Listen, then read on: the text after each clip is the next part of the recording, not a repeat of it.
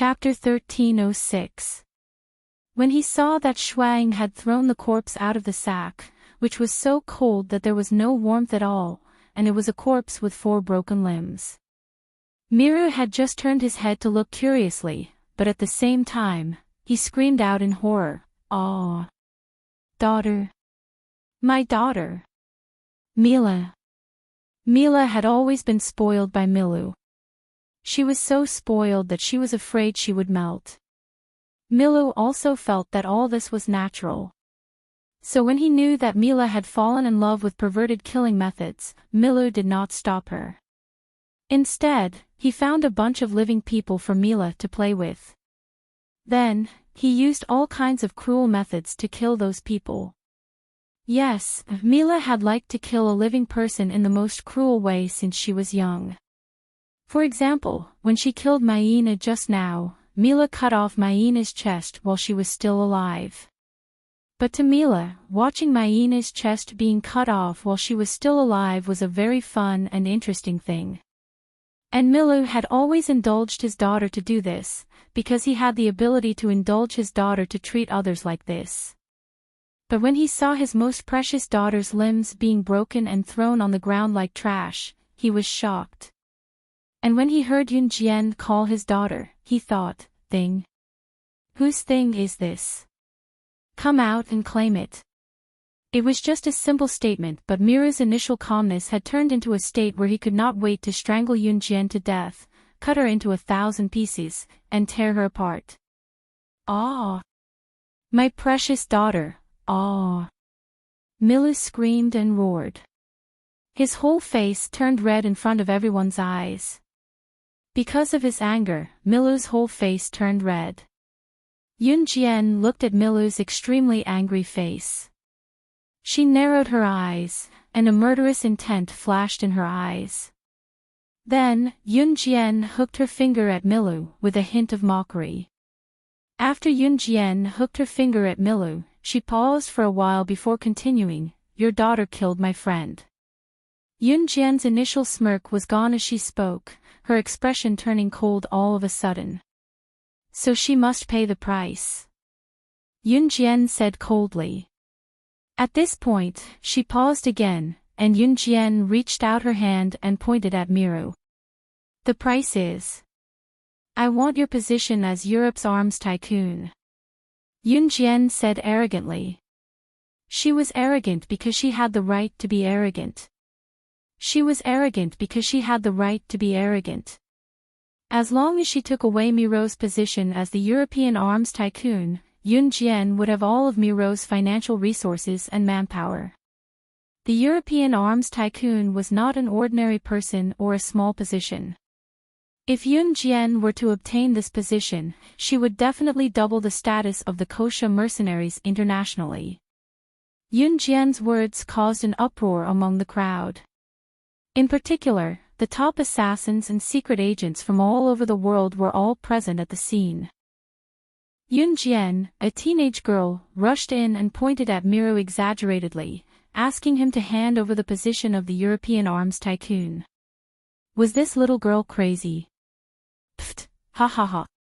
Little girl, why didn't you go home to find your mother to drink milk? Why did you come here to sing? Ha!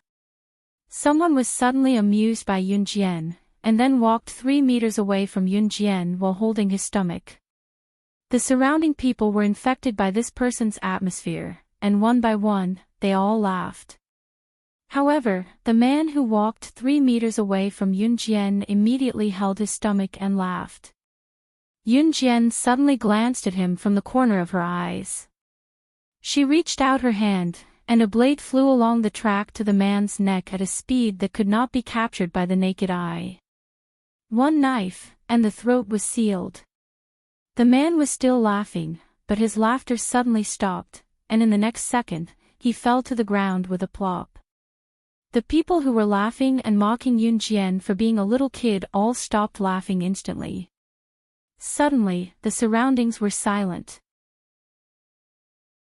Chapter 1307. Just a moment ago, Miru was still growling angrily and wanted to rush forward. His delusional action of rushing forward abruptly stopped in the next second. It was because the man who mocked Yunjian just now was killed by the flying dagger Yunjian had thrown just like that. This young lady was definitely not as simple as she looked. Mira's impulsive desire to charge forward and kill Yunjian on the spot was quelled at this moment. Mira was a European arms tycoon after all. The fact that he could climb to this position that countless people were waiting for meant that Mira was not someone who acted on impulse. Even if his daughter was brutally murdered, Mira could only glare viciously at Yunjian from afar because of the power that Yunjian had displayed earlier. Compared to Mira, the surrounding group of people were dumbfounded. The people who mocked Yunjian along with the man who was killed earlier all shut their mouths. The place was silent. The crowd watched as Yunjian walked toward Miru. Cee, who was walking side by side with Yunjian, walked at the same time as well. Shuang, who was behind them, followed as well. Qinyu, Doya and the rest did not come over. Qinyu was still contacting the Kosha mercenaries to deal with the incident earlier. At this moment, someone among the crowd saw Shuang, who was following behind Yunjian and Cee. He's one of the 4 leaders of the Enhun group, Shuang. The crowd was stunned when they heard this. Even Mira's eyelids twitched. Miro clenched his fists. She killed his daughter. He would never let Yunjian go. Just as Miro was thinking this, he suddenly noticed a slender and cold silhouette walking past him. Snake. Lizard twisted her seductive body and walked toward Yunjian under Miru's gaze. Miru's heart skipped a beat. Snake. Lizard's cold face looked at Yunjian, who had an equally cold expression. Miru thought that Snake. Lizard had a grudge against Yunjian. Now that Snake. Lizard was heading towards Yunjian. Could it be, Elder Snake Lizard? As long as you kill her for me and avenge my daughter, I will give you half of my financial resources and power. Miro couldn't wait to tear Yunjian into pieces. Therefore, Miro had put in his capital this time. As long as he could kill Yunjian, who had persecuted his poor daughter, Miro was willing to give up half of his wealth and power. Moreover, Miro knew that the condition he offered was very tempting. He was also certain that Snake Lizard would definitely agree. After all, if the Kosha mercenaries could obtain half of the forces under the European arms tycoon, it would be enough to strengthen their international standing. What's more, killing this teenage girl should be a piece of cake for Snake Lizard, right? Mira's words did not receive any response from Snake Lizard. However, Mira was already confident that Snake Lizard would help him kill Yunjian. Looking at Snake Lizard walking towards Yunjian while Yunjian was frowning slightly, Mira was even more determined in his thoughts. In order to make Snake Lizard quickly kill Yunjian for him, Mira even shouted at Snake Lizard, quick! Kill her quickly! Kill her! Kill her and I will give you half of my financial resources and power. Mira's face turned red. It was the kind of red that came from anger. However, just as Mira finished speaking, Yunjian's voice rang out, I am only worth half of your arms and power. Then wouldn't it be more worth it for me to kill you and take all your forces? Yunjian's words made everyone present confused. What nonsense was this little girl talking about? Just as they were thinking about it, Snake Lizard had already walked in front of Yunjian.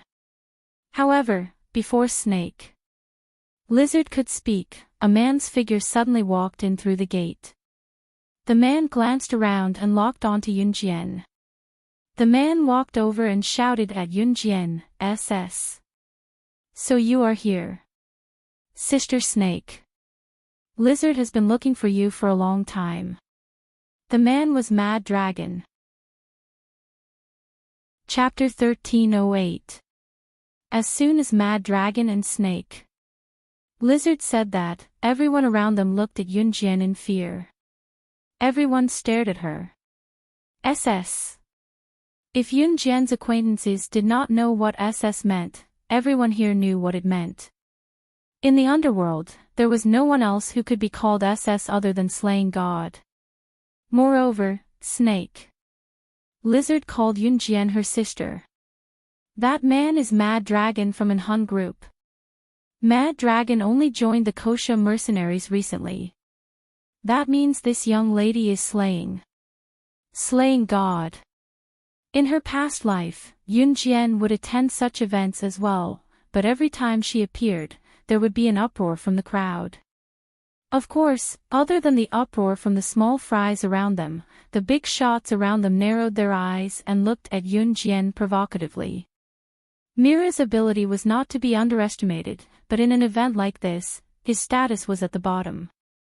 Therefore, when he heard that Yun Jian was Slaying God, he recalled how he had asked Snake Lizard to kill Yun Jian. Mira felt as if he had been struck by lightning, and he stood rooted to the ground. Looking at the bewildered looks and squinting eyes of the people around her, Yun Jian was unfazed. She merely frowned. In the past, Yun Jian would use a human skin mask and an incredible disguise skill to turn herself into another person when she attended various events. Everyone in the underworld knew that, so even if they saw Yun Jian's face, no one would look for Slaying God based on Yun Jian's appearance. As time passed, no one would do such a stupid thing. Yun Jian knew that if she showed her real face today, everyone would think that she was wearing a human skin mask, and no one would be willing to investigate her face. Even if someone were to investigate, she had a way to kill them before they could track her down. In the past, the Kosha mercenaries did not have the ability to do that, but now, she had the ability to do it. Therefore, she did not have to disguise herself as another person anymore.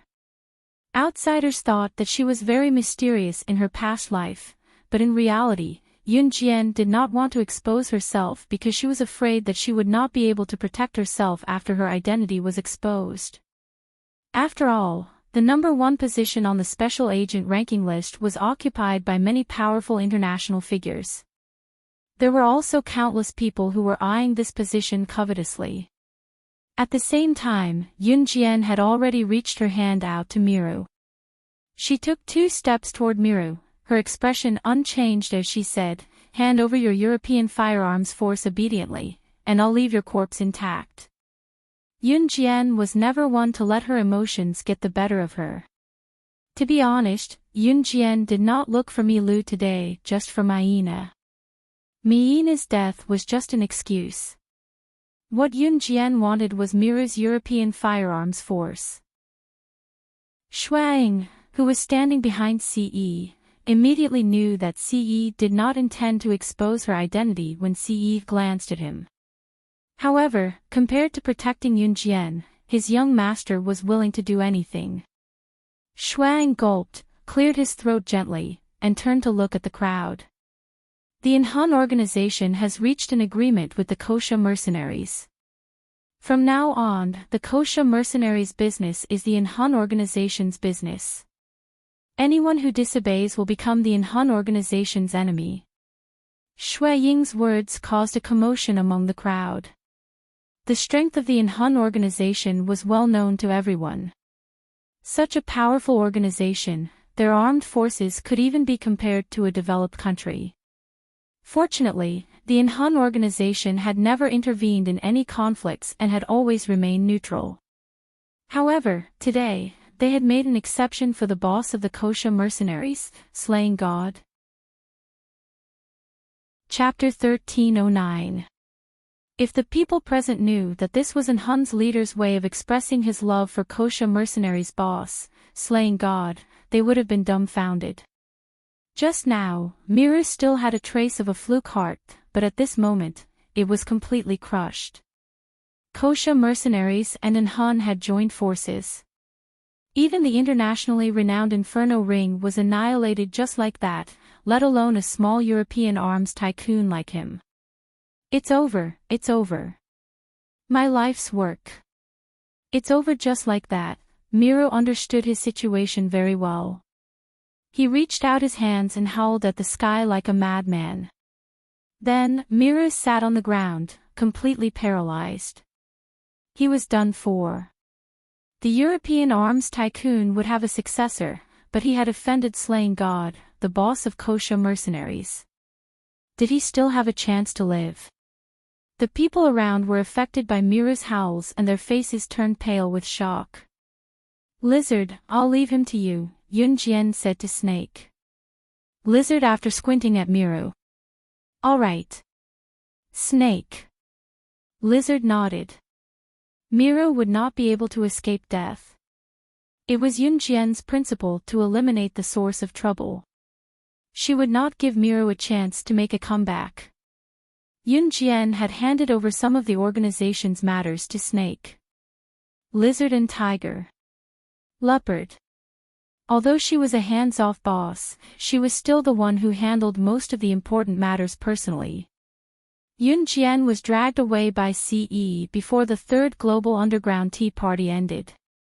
The tea party started early in the morning and lasted until midnight. However, Yun Jian was dragged out by CE halfway through the tea party.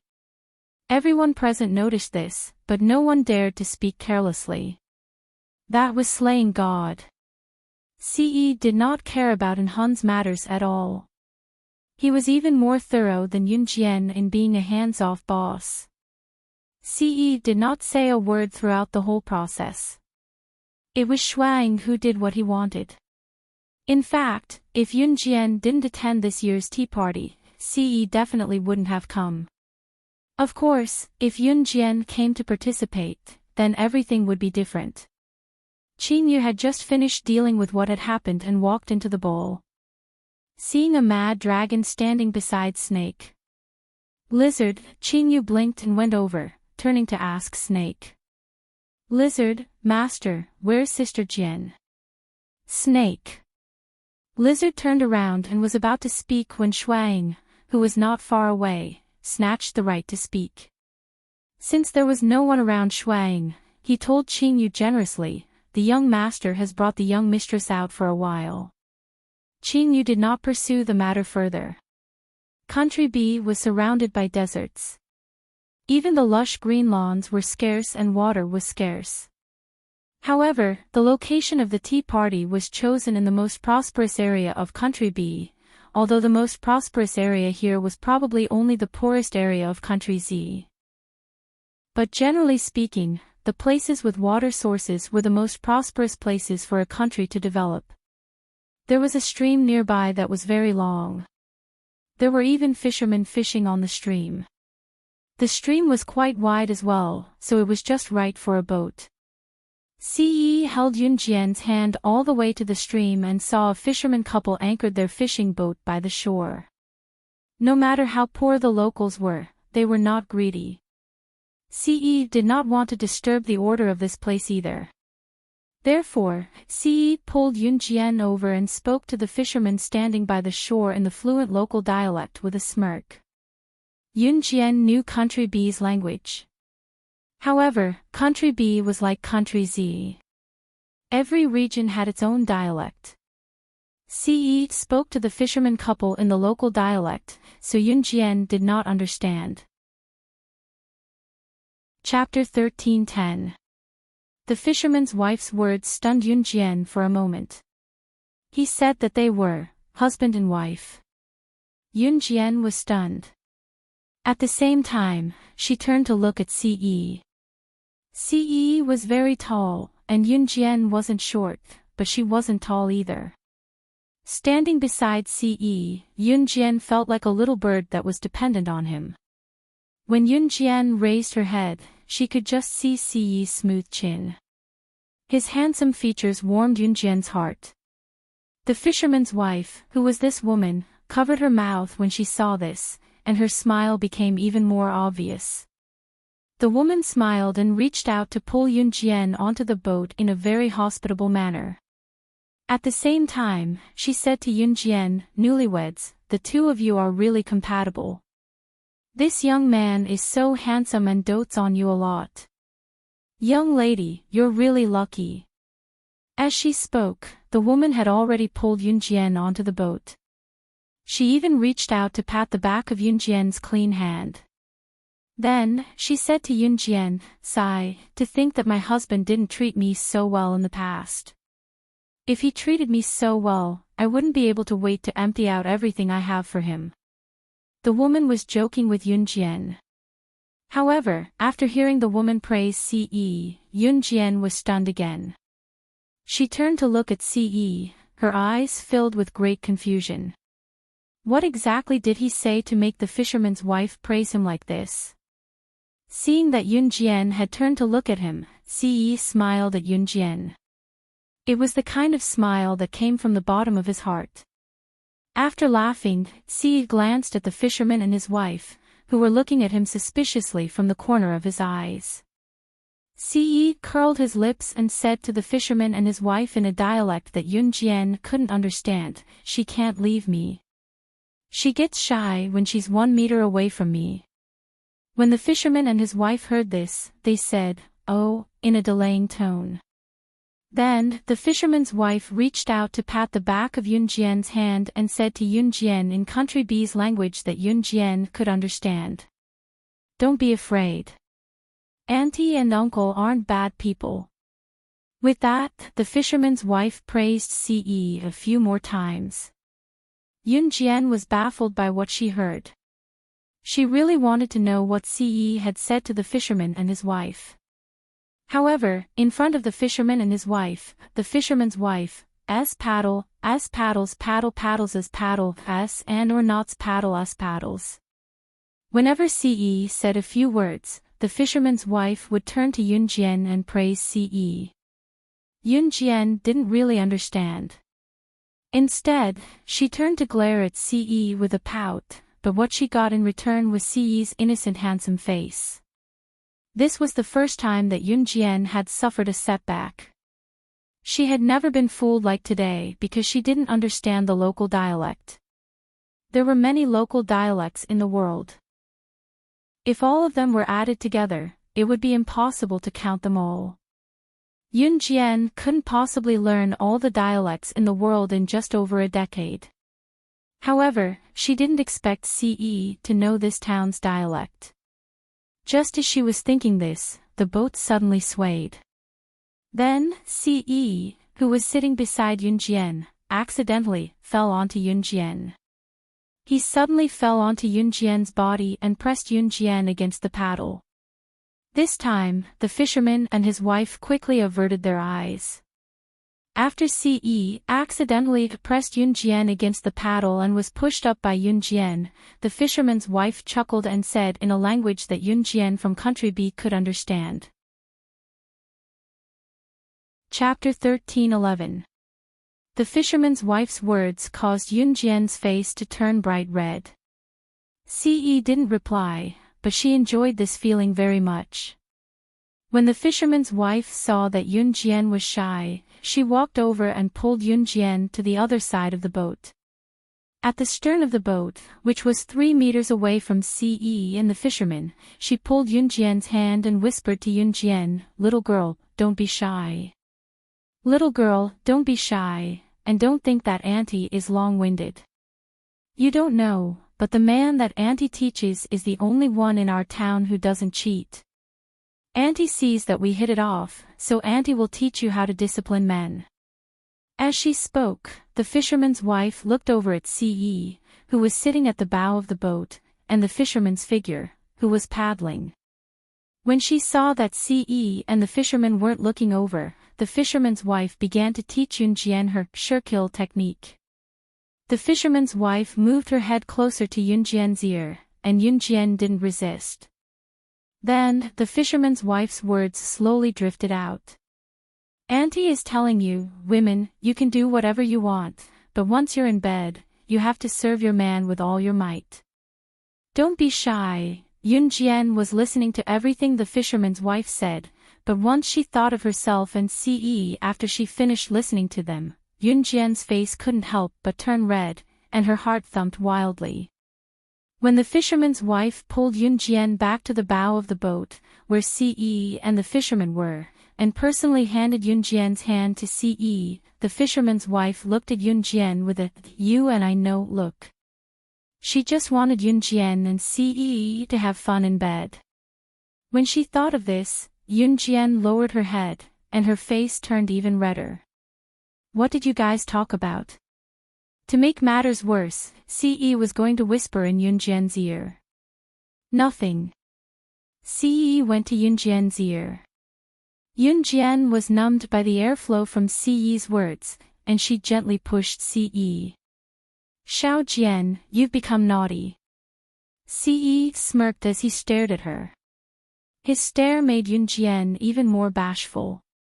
At this time, the boat went into a cave, and the fisherman and his wife stood in front of the boat, rowing. Both of them were very careful when they passed through the cave. After all, if they made a mistake, it was very likely that they would capsize in the cave. After all, there were a lot of sizes, and they were very united. People's rescue was the fisherman's life. However, if the boat capsized in the cave, the vagrants would not be able to see it at all, even if they screamed for help. Therefore, the fisherman and his wife were rowing the boat seriously with their backs facing Yunjian and Ce. The moment they passed the cave, Ce suddenly bent down and pressed Yunjian's head with one hand while he pulled Yunjian's head closer to him with the other. However, he bent down and kissed her little mouth that didn't have time to react. It was an exciting action since the fisherman and his wife were standing not too far away. It was not like there was no light in the cave. If the fisherman's wife saw her and Ce doing it right in front of them, would it not prove that she and Ce were burning with desire and thirst? Yunjian pushed Ce a few times, but Ce stayed where he was and kissed her on the lips. It was only when they were about to leave the cave and the fisherman's wife turned around that Yunjian pushed Ce away. However, because she pushed a little too hard and both of them were inexperienced, their lips were pushed away in time when they pushed Ce away, making a muffled sound. The sound made Yunjian straighten her back. Chapter 13:12. The fisherman's wife's question made Yunjian, who had straightened her back, shake her head and answer, "I didn't hear you." Yunjian was the most obedient now. Ce's heart itched at the sight. He felt like he should hold Xiao Jian in his arms and not let anyone see her beauty. Because her beauty was his. It could only be his. It's probably the fishes in the stream kissing in heat. There's a lot of fishes in this stream. It's summer now and the fishes are all out. They're in heat now. The fisherman explained with a laugh. Then, he rowed the oar again. There was no end to the stream, but the spot where the fisherman and his wife usually rowed and fished was already at the end. Since the fisherman and his wife did not know if there would be other dangers over there, they did not plan to continue rowing. You two have to live a good life. When they bid farewell to Yunjian and Ce, the fisherman and his wife leaned against each other affectionately as they watched Yunjian and Ce and waved at them. The fisherman's wife said in a friendly manner. The fisherman and his wife were adamant that they did not want a single cent from Yunjian and Ce. They even said that they were bringing Yunjian and Ce along the way. Yunjian and Ce thanked the fisherman and his wife. When they were about to leave, the fisherman's wife even asked them to stay with a grin, "You two really don't need to stay at my place for a night. My house's soundproofing is really the best within a 10-mile radius." The fisherman's wife's words made Yunjian blush again. Ce turned down the offer without hesitation.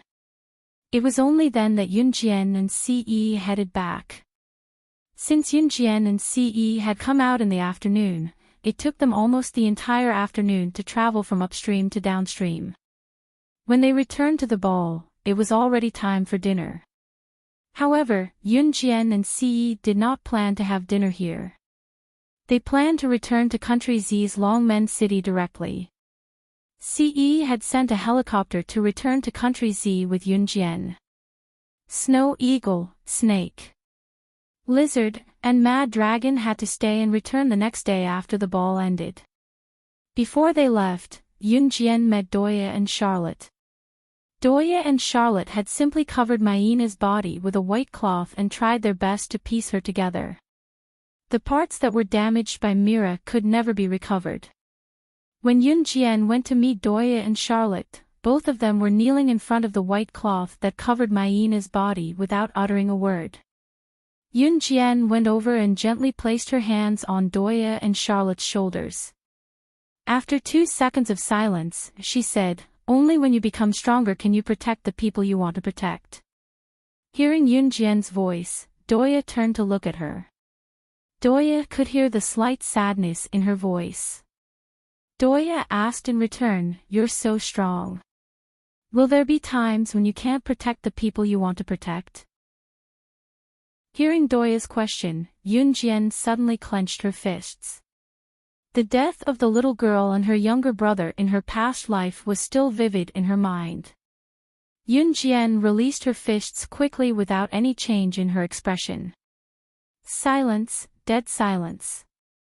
Just when Doya thought that Yunjian would not speak, she suddenly heard her reply solemnly, "Yes."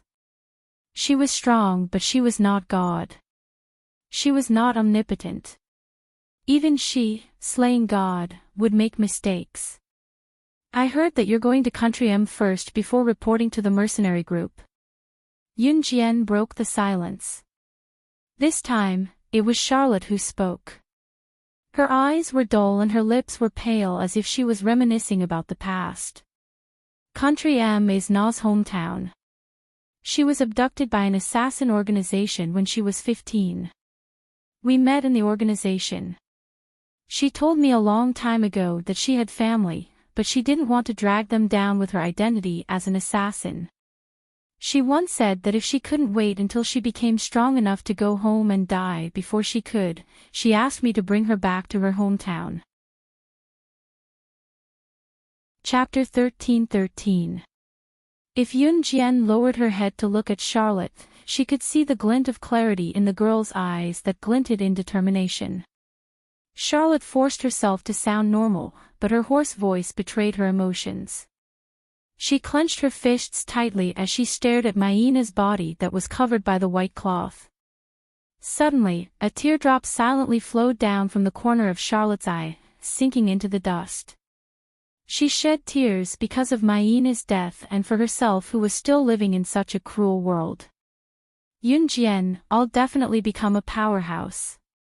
I'm grateful that you've avenged Mayina and given Doya and I the chance to join the Kosha mercenaries." Charlotte wiped her tears away and stood up. She turned around and looked straight at Yunjian. "You don't have to thank me. You should be thanking yourself." Yunjian gave Charlotte a nonchalant smile before she turned and walked out. She did not help Doya and Charlotte for no reason. Doya and Charlotte were good seedlings. She allowed them to join the Kosha mercenaries to nurture them so that they could be used by the Kosha mercenaries in the future. She was not a saint. Of course, if Doya and Charlotte betrayed the Kosha mercenaries one day, she promised that she would kill them personally. Not all of the international bigwigs were present at this underground tea party, but it was undeniable that many bigwigs were present. Yunjian and Ce did not join the party and left the rest to Snake, Lizard, Qingyu, and Shuang. Ce sent a helicopter to bring Yunjian back to Country Z overnight. It took some time to return to Country Z. Other than the pilot, there were only Yunjian and Ce in the helicopter. At this moment, the pilot of the helicopter was like a blind and deaf person. He didn't dare and wouldn't turn his head to look behind him. Of course, this fueled a certain someone's ambition. Ce sat beside Yunjian, his body pressed tightly against Yunjian's side, enjoying the girl's soft and beautiful touch. When Ce leaned over, Yunjian's cheeks flushed. When Ce's large palm covered her small hand, Yunjian stepped back slightly since the pilot was still sitting in front of them. Yunjian's shyness tickled Ce's heart. Ce grabbed Yunjian's hand and pulled her into his embrace. Xiao Jian. Ce's low, magnetic voice rang. Yunjian was pulled into Ce's embrace. Feeling Ce's firm chest, she thought it was his fresh scent. Since there were other people around, she pushed Ce. Don't. There's someone here. Yunjian's voice was even more misleading. Just as she said that, Ce pressed Yunjian's head down and kissed her on the lips. No one saw the murderous glint that flashed across the pilot's eyes in the pilot's seat. In the next second, just as Ce kissed Yunjian, the pilot flipped his hand and a machete appeared in his hand. Chapter 13-14. The pilot's actions were so sudden that there was no time to react. However, Ce, who had just kissed Yunjian, suddenly reacted. He immediately moved away from Yunjian's tender lips and kicked the pilot viciously towards the left side of the helicopter door. Yunjian had already reacted. She followed closely behind Ce and pulled open the helicopter door at the same time. The pilot who had tried to assassinate Yunjian and Ce had never expected that Yunjian and Ce would still be so vigilant despite being so lovey-dovey. Yunjian pulled open the helicopter door at the same time. The pilot was kicked out of the helicopter by Ce. Then, the pilot fell from a few thousand meters in the air like a kite with a broken string. Yunjian could only hear a blood-curdling scream before it disappeared into the clouds. No one had expected the pilot to suddenly assassinate her and Ce. However, Yunjian and Ce weren't surprised. They were already used to such a life. However, what shocked Yunjian was that she hadn't discussed this with Ce beforehand. The two of them had actually worked together to kick the pilot out of the helicopter door. Just as he was thinking about this, a series of rapid beeping sounds suddenly rang out. Yunjian's eyes darkened and her expression changed slightly. Ce's tall figure was already in the pilot's seat. His slender fingers were typing a series of English buttons on the helicopter's controls. Ce's expression darkened slightly. This helicopter has been injected with the latest bomb. In 2 minutes and 49 seconds, it will ignite the engine and explode on the spot. Since the pilot had dared to assassinate Yunjian and Ce in the helicopter, he must have been prepared to die. There were many puppet assassins in this world. These puppet assassins were trained by certain organizations or important figures. These puppet assassins had been thoroughly brainwashed. At the same time, their greatest characteristic was that they were willing to sacrifice their own lives in order to kill their targets. This was because they had been implanted with the belief that sacrifice was glorious. Ordinary people wouldn't be able to understand this. However, these puppet assassins only obeyed their master's orders. The pilot had most likely listened to someone's orders and was determined to die together with Ce and Yunjian. Yunjian skillfully searched the helicopter for a parachute but didn't find anything. "There are no parachutes here," Yunjian said. However, she wasn't surprised. Since someone wanted her and Ce dead, they definitely wouldn't have prepared a parachute for them. This helicopter had been sent directly by an Hun's organization by Ce. This also meant one thing. An Hun was a traitor. But this wasn't the time to talk about it. "I'll force the helicopter to the lowest point and prepare to jump off," Ce said as he skillfully controlled the helicopter to descend. Ce and Yunjian both knew how to pilot a helicopter. For people like them, piloting a helicopter was just a basic lesson. "Okay," Yunjian nodded after hearing Ce's words. At this moment, the helicopter's door opened. Yunjian stood in front of the door and grabbed the handle. In just a short while, Ce had forced the helicopter to descend from a few thousand meters to a few hundred meters above the ground. "There's a lake over there. We'll jump on the count of 3. Ce changed the direction of the helicopter to a lake. Then, he stood behind Yunjian and wrapped his arms around her waist. At this moment, there were still 10 seconds before the bomb exploded. This was the fastest speed possible. They had to control the helicopter and jump from a few thousand meters above the ground in less than 3 minutes. If it was someone else, they would have been at a loss. Chapter 13-15. 3. CE started counting. Just as CE counted to 3, he suddenly changed his tone and changed the number from 3 to 1. As he spoke, CE hugged Yunjian's slender waist from behind and jumped down from the helicopter with Yunjian in his arms. At this moment, they were less than 10 meters away from the surface of the lake. The bomb on the helicopter was about to explode. If Yunjian and CE didn't jump down by now, the helicopter would explode. When a helicopter exploded, there would be a strong momentum. If one was not dozens of meters away from the helicopter, it was very likely that one would be directly blown to death by the momentum of the helicopter explosion. Even if they were tens of meters away, it wasn't guaranteed that they would be safe.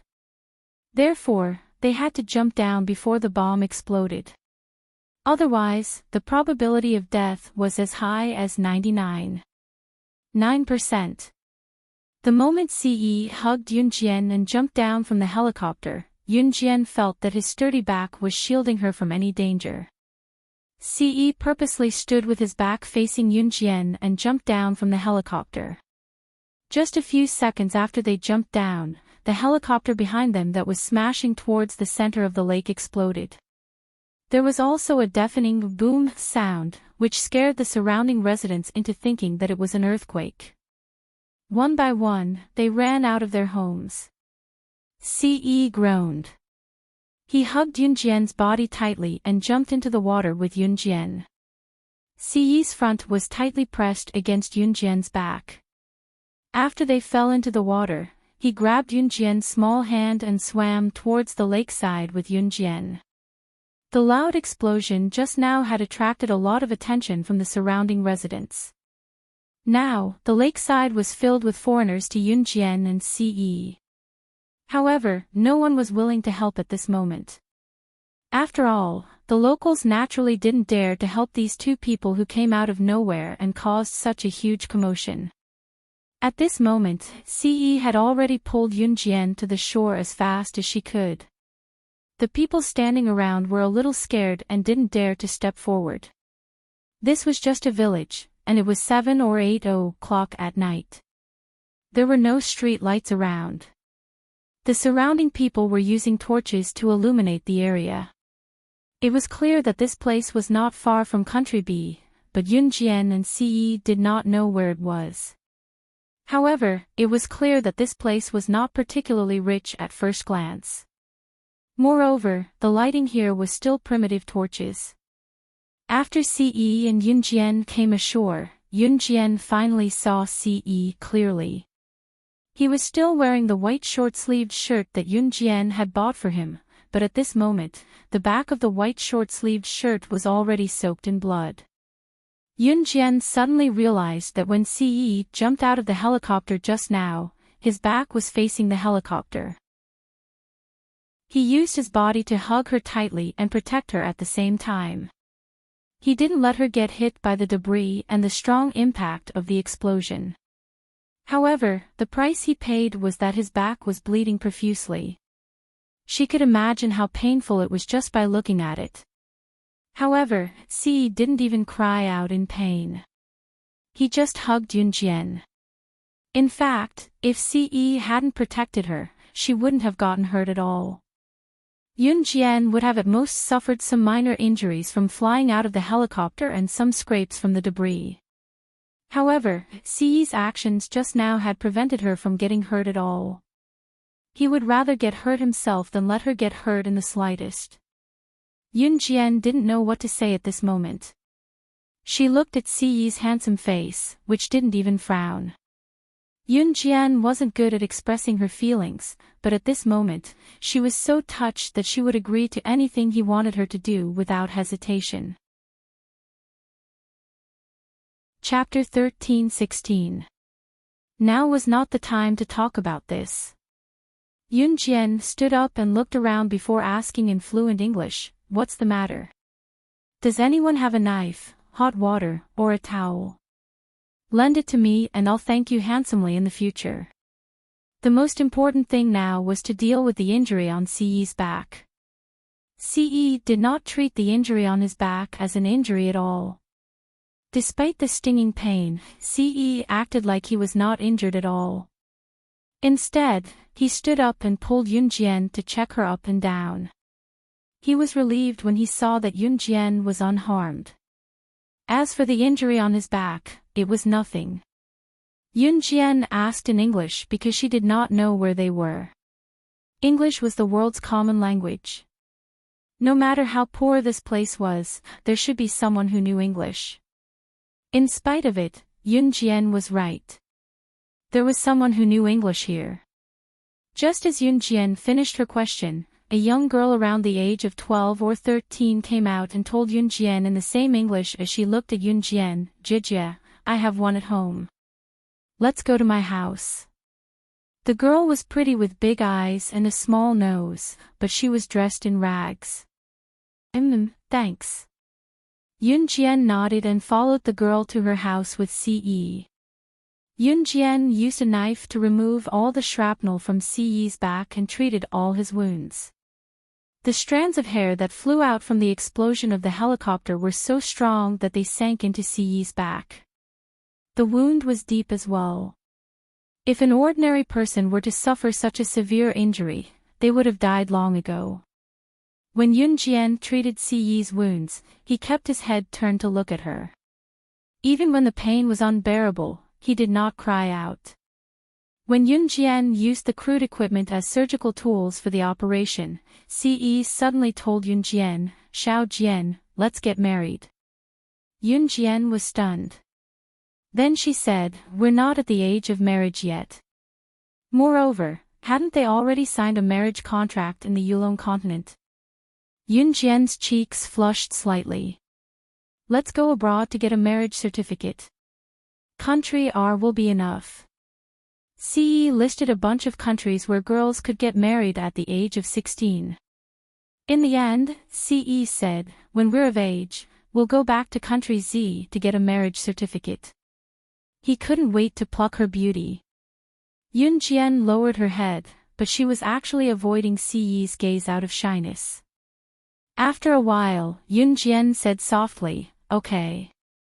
As long as you get better soon, we'll get married." Yun Jian agreed. He was already so hurt because of her. She thought about what Ce had done for her. Yun Jian felt that she would give Ce anything she wanted. Although the tools were temporary and could not even be considered surgical tools, the operation was a success. Just as Yun Jian came out of the straw hut, the little girl who had lent her the tools came up to her. "Jijia, brother should be alright, right?" the girl asked obediently. "He's fine," Yun Jian said and thanked her. Yun Jian saw that the straw hut was filled with people.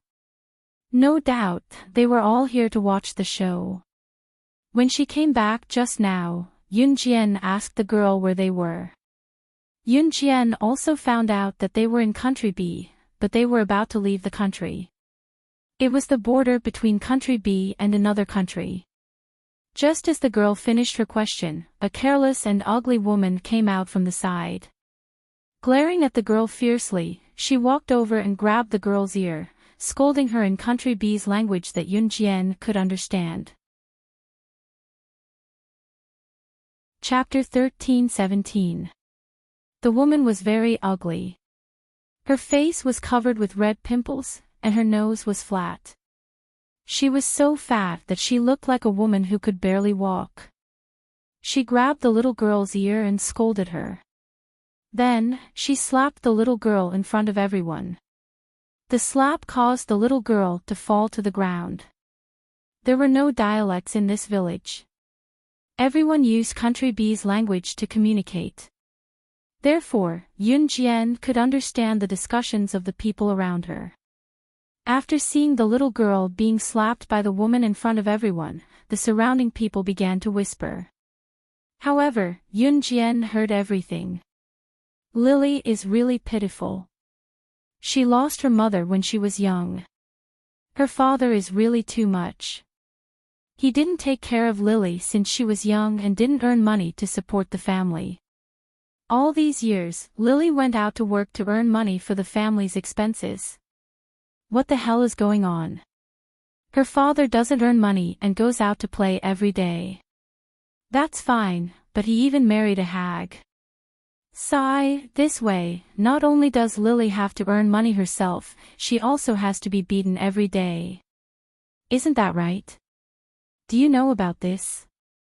2 days ago, this hag accepted the betrothal gift from the neighboring village's village chief, Lumeda.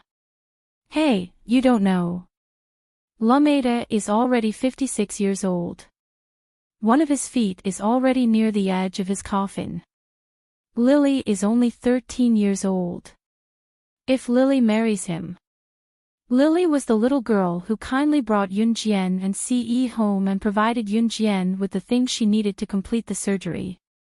She even arranged for Yunjian and Ce to stay in the thatched hut. Lily's clothes were very simple. At most, they could only cover some of the important parts of her body.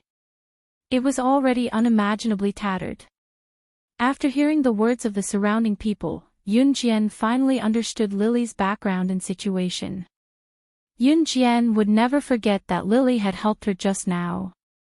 Talk, talk, talk. What nonsense. Get the hell away from me. Lily's stepmother, who was also known as the hag, turned her head and shouted at the crowd, cursing them with a few words of abuse. After scolding, the woman turned her head and twisted Lily's ear. Then, she turned her head to look at Yunjian. She didn't do anything to Lily again. Instead, she said angrily to Yunjian, "Get the hell out of my house. My family can't afford to raise you too." As she spoke, the woman scolded Lily in a low voice, "Bah, you useless thing. Don't you think you've caused enough trouble?" This time, he actually dares to bring back 2 living adults for this old lady. This old lady can't afford to raise them. In fact, the family's livelihood depended on Lily moving bricks to earn money. But all the money went to Lily's stepmother, a woman named Ya. Ya was the woman's name. It was a very pleasant name, but when it was applied to a woman, it was unbearable. No. Don't drive my sister and brother away, okay? I can earn more money. I can move bricks a few more times. I can do more work. Please don't drive my sister and brother away, okay? My sister and brother fell into the river. My brother is seriously injured. They won't have anywhere to go. When Lily heard this, she immediately knelt down and begged Ya. Lily didn't call you mother or mother. Lily was a very kind girl. Usually, when she saw injured animals like rabbits in the mountains, she would bring them home. When the animals recovered, she would send them back to the mountains. Lily's kindness was obvious to everyone. Ya was a very vicious woman. After hearing this, she ran to the side and pulled out a long rattan. Then, she rushed to Lily and waved her hand. They're pitiful, but I'm pitiful too. You wretched girl, useless thing. This old lady will whip you to death. As soon as the last word was spoken, Ya waved the rattan vines and whipped Lily's body. Lily was so scared that she closed her eyes. But the rattan didn't succeed in whipping Lily. A pair of white little hands grabbed the rattan that was waving in the air. Chapter 13:18. Hearing Yunjian's words, Ya's eyelids twitched violently. Especially when she saw Yunjian's sharp eyes.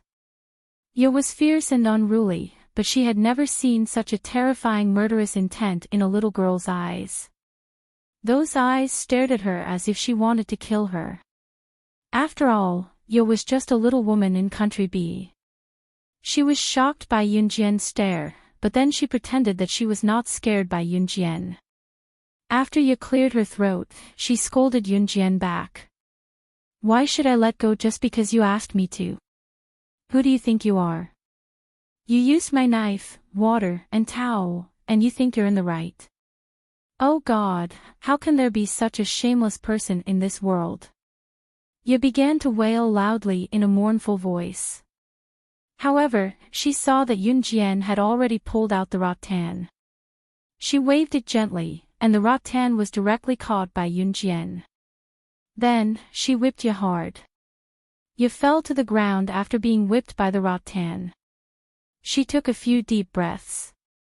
After being whipped to the ground, Ye actually did not feel any pain, but she began to shout loudly again. Oh God! You hit me! You killed me! My good intentions are not rewarded. If you say another word, I'll kill you right now. Yunjian's words directly interrupted Ye's crying.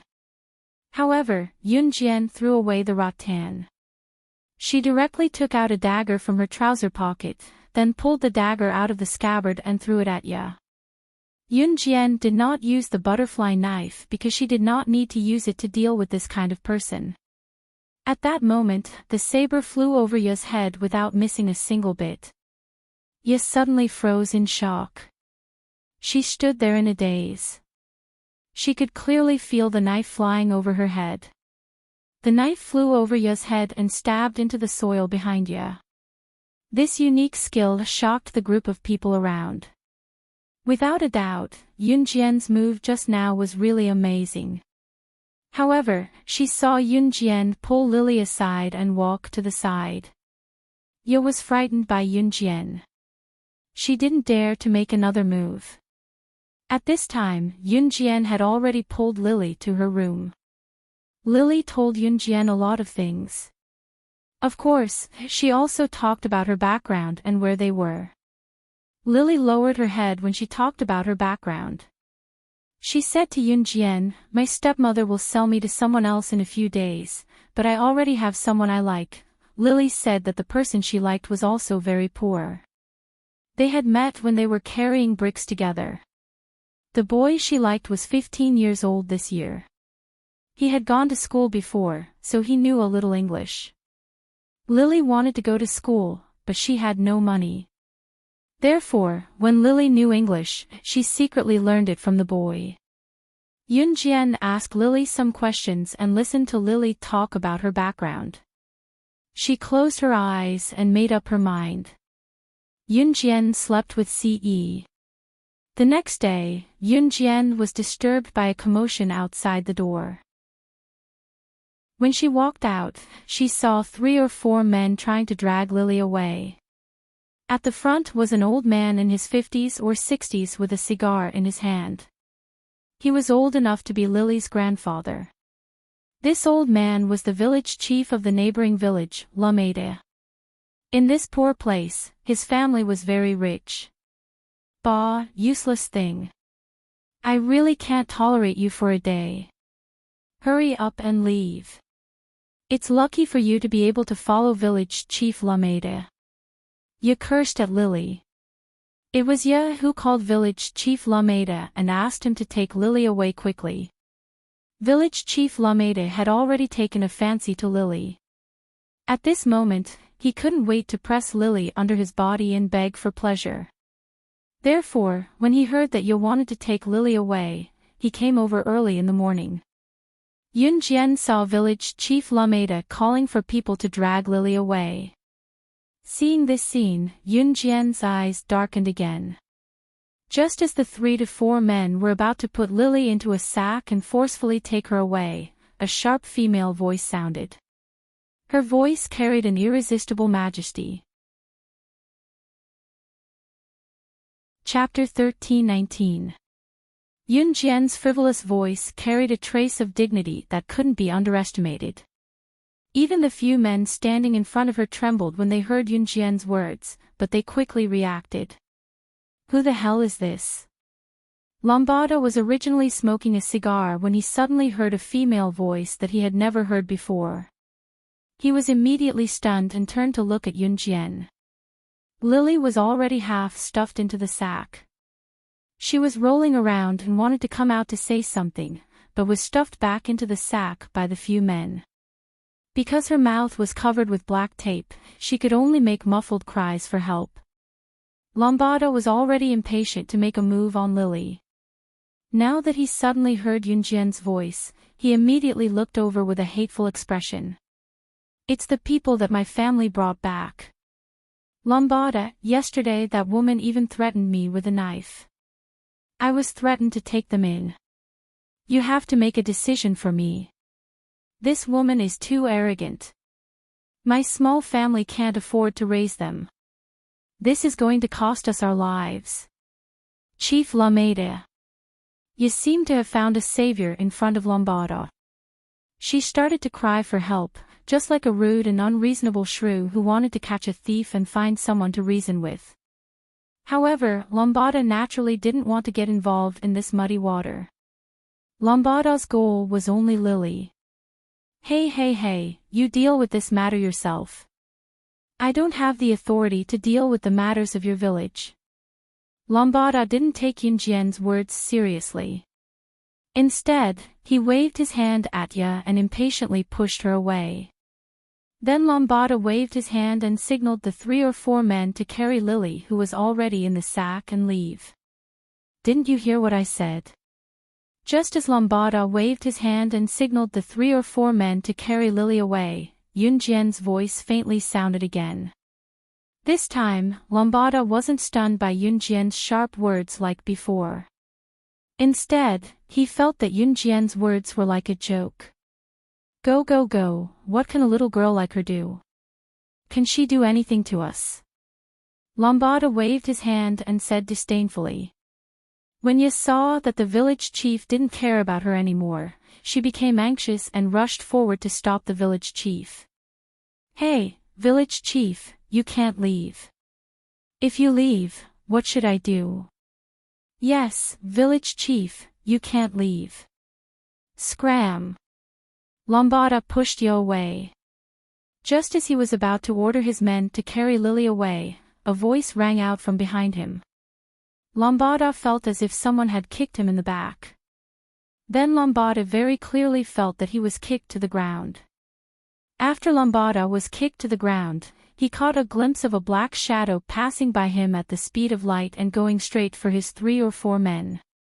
Bang, bang, bang. The sound of 3 bodies falling to the ground could be heard. In the next second, the 3 men brought by Lambada were kicked to the ground by Yunjian. Lambada reacted at this time and wanted to stand up. At this time, Yunjian stretched out her leg and stepped on Lambada's back. Her cold voice sounded at the same time. "I'll give you the money for Lily. Also, you better disappear from my sight immediately. Otherwise, I'll call Pierre over tomorrow and we'll have a good discussion." Yunjian's words made Ya and Lambada straighten their backs. Pierre, wasn't he the president of Country B? Chapter 13:20. As luck would have it, she did know Country B's president, Pierre. Looking at Ya and Lambada's shocked faces, Yunjian was extremely calm. You know, Mr. President." Not only was Ya shocked, even Lambada, who was being stepped on by Yunjian, trembled and asked Yunjian in a horrified voice. Lambada was the head of a village after all, and Ya was just an ordinary woman from the countryside. Ya's shock was definitely greater than that of village chief Lambada. Looking at their shocked expressions, Yunjian crossed her arms in front of her chest and stepped on Lambada's back with 1 foot. "He's just a loser," Yunjian said without exaggeration. Back then, Yunjian had received a mission to kill the ministers under Country B's president, Pierre. At that time, Pierre had just become the president and needed the support of his ministers to strengthen his position. Yunjian killed the ministers under Country B's president one after another, which almost drove Pierre to the brink of despair. Pierre was considered a capable person. After searching for a long time, he finally found Yunjian. Then, he offered her a lot of money and begged Yunjian not to kill his men. It was not an exaggeration to say that he knelt and begged her. That was because Country B could not find Yunjian even if they mobilized all their military forces, let alone kill Yunjian. Pierre did that because he was at his wit's end. Yunjian had already completed the mission and planned to stop. However, Pierre had given her so many priceless treasures. How could she not accept them? Who could say no to money? Later on, Yunjian accidentally heard from others that Country B's president, Pierre, was afraid that she would suffer from sequelae. There was once when someone mentioned the name, Slaying God, in front of Pierre. He was so frightened that he rolled off the dining table in a sorry state. After hearing Yunjian's words, Lambada and the rest did not think that Yunjian was joking at all. After all, everyone had seen Yunjian's ability earlier. How could an ordinary little girl be so powerful? If it was an ordinary girl, with the actions of Lambada village chief just now, she would have been scared to the point of crying for her parents. Cough cough. The village chief had no choice but to look at Yunjian again. After staring at Yunjian for 2 seconds, he said to Yunjian weakly, Do you really know the president? Regardless of whether it was the village chief or Ya, the identity of the president was a figure that they would never see in their entire lives. Therefore, when they found out that Yunjian knew the president, regardless of whether this matter was true or not, the attitude of the village chief and Ya towards Yunjian would be greatly reversed. Yunjian had already lifted her foot from Lambada's back. At this moment, she was standing coldly to the side. But you are just the president of B country. Do I need to talk nonsense? Yunjian said softly. The village chief's eyes immediately turned. He quickly ran over and kicked the 3 or 4 men who put Lily into the big sack, and then roared in a low voice, "Hurry up and let go. Let go." The 3 or 4 men were shocked, but they quickly pulled Lily out of the sack, and then untied the black tape on her mouth. Lily took a few breaths loudly, but there was no trace of fear on her face. At this time, Lily's stepmother, Ya, also ran to Yunjian. She changed her previous shrewish look, and now she even flattered Yunjian. It was my fault before, I deserve to be beaten. I deserve to be beaten. Don't hold a grudge. I have a sharp tongue but a tofu heart, Yunjian didn't listen to what Ya said. She took a step back, and then said to Ya, I'm not interested in your business. We will stay here for 2 days, and all the money used will be paid back double. Chapter 13:21. She was determined to get involved in Lily's affairs. Lily had helped her before, and Yunjian had always been a vengeful person. Moreover, it was just a small matter to her, but to Lily, it was a major event in her life. Yunjian lowered her eyes at the thought of this. Ya was still standing in front of Yunjian. When she saw Yunjian's lowered eyes, she felt a little afraid. It didn't matter if Yunjian really knew the president of Country B. If this matter was true, she wouldn't be able to compensate for it even if she had 100 heads. Yunjian turned around and was about to enter the house, but she paused for a moment before turning to look at Ya. Her red lips curled up slightly, and her smile was a little strange. I hope I never have the chance to see that scene again. Otherwise, I'll catch that old man Pierre tomorrow and have a good talk with you. After saying this, Yunjian knew that her words were fatal to village chief Lambada and Ya. In other words, they were all afraid that she would really invite the president of Country B here. Therefore, Lily wouldn't be in danger for the time being. As for her and Ce leaving the village, Yunjian believed that after she lost contact with Ce, Snake, Lizard and Snow Eagle would definitely find the site of the plane crash and find this place very quickly. That was why Yunjian said that she would stay here for about 2 more days. After Yunjian entered the house, she closed the door.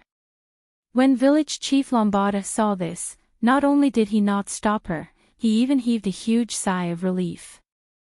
Then, village chief Lambada led his men and fled without even asking Ya for the money for the betrothal gift. Lily also heaved a huge sigh of relief, and you didn't dare to make things difficult for her. After Yunjian entered the house, she saw Ce sitting at the head of the bed and watching her enter the house. When Yunjian saw this, she walked over and sat beside Ce. Then, she stared at him for 2 seconds before shifting her gaze to his bare shoulders and back, and the hideous scar. She pursed her red lips and asked softly, "Does it still hurt?" She had already removed the shrapnel that pierced Ce's back when the plane exploded. However, his back was still covered in scars that were hard to look at. Ce had been injured before, but this time, it was purely because he did not want Yunjian to have any bruises, which was why he was heavily injured in exchange for it. Hearing Yunjian's slightly hoarse voice, Ce pulled Yunjian into his embrace with his bare chest. "It doesn't hurt," he said softly to Yunjian. His voice was so gentle that it didn't sound like Ce's usual style. The way he treated Yunjian was always different from the others. "Don't be like this in the future. You could have been fine, Yunjian was about to say something. Ce covered her mouth in time. Yunjian braced her palms against Ce's bare chest. She was afraid of touching the wound on Ce's back, so she dared not hug him back. Although the wound on Ce's back did not touch the heart or other organs, it hurt the most when it was a superficial wound. If an ordinary person was injured like this, they probably would not even dare to move. The slightest movement would cause unbearable pain.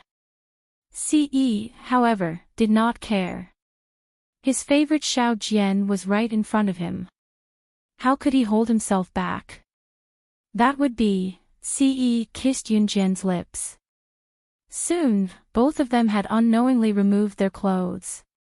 Ce had even reached out to remove Yunjian's jeans. Just as he removed Yunjian's jeans, Ce saw that Yunjian's panties were stained with blood. Ce's brows furrowed deeply at the sight. Losing all of his emotions, he placed his hand on the bloodstain in Yunjian's panties and was about to pull it off as he muttered, "What are you doing?" Chapter 13:22. There was a hint of anger in Ce's words. It was the kind of anger that came from discovering that Yunjian was injured, but she did not tell him right away. Looking at Yunjian's underwear, it was covered in blood. Just by looking at it, Ce could tell that the depth of the wound was probably deeper than his. She did not even say anything.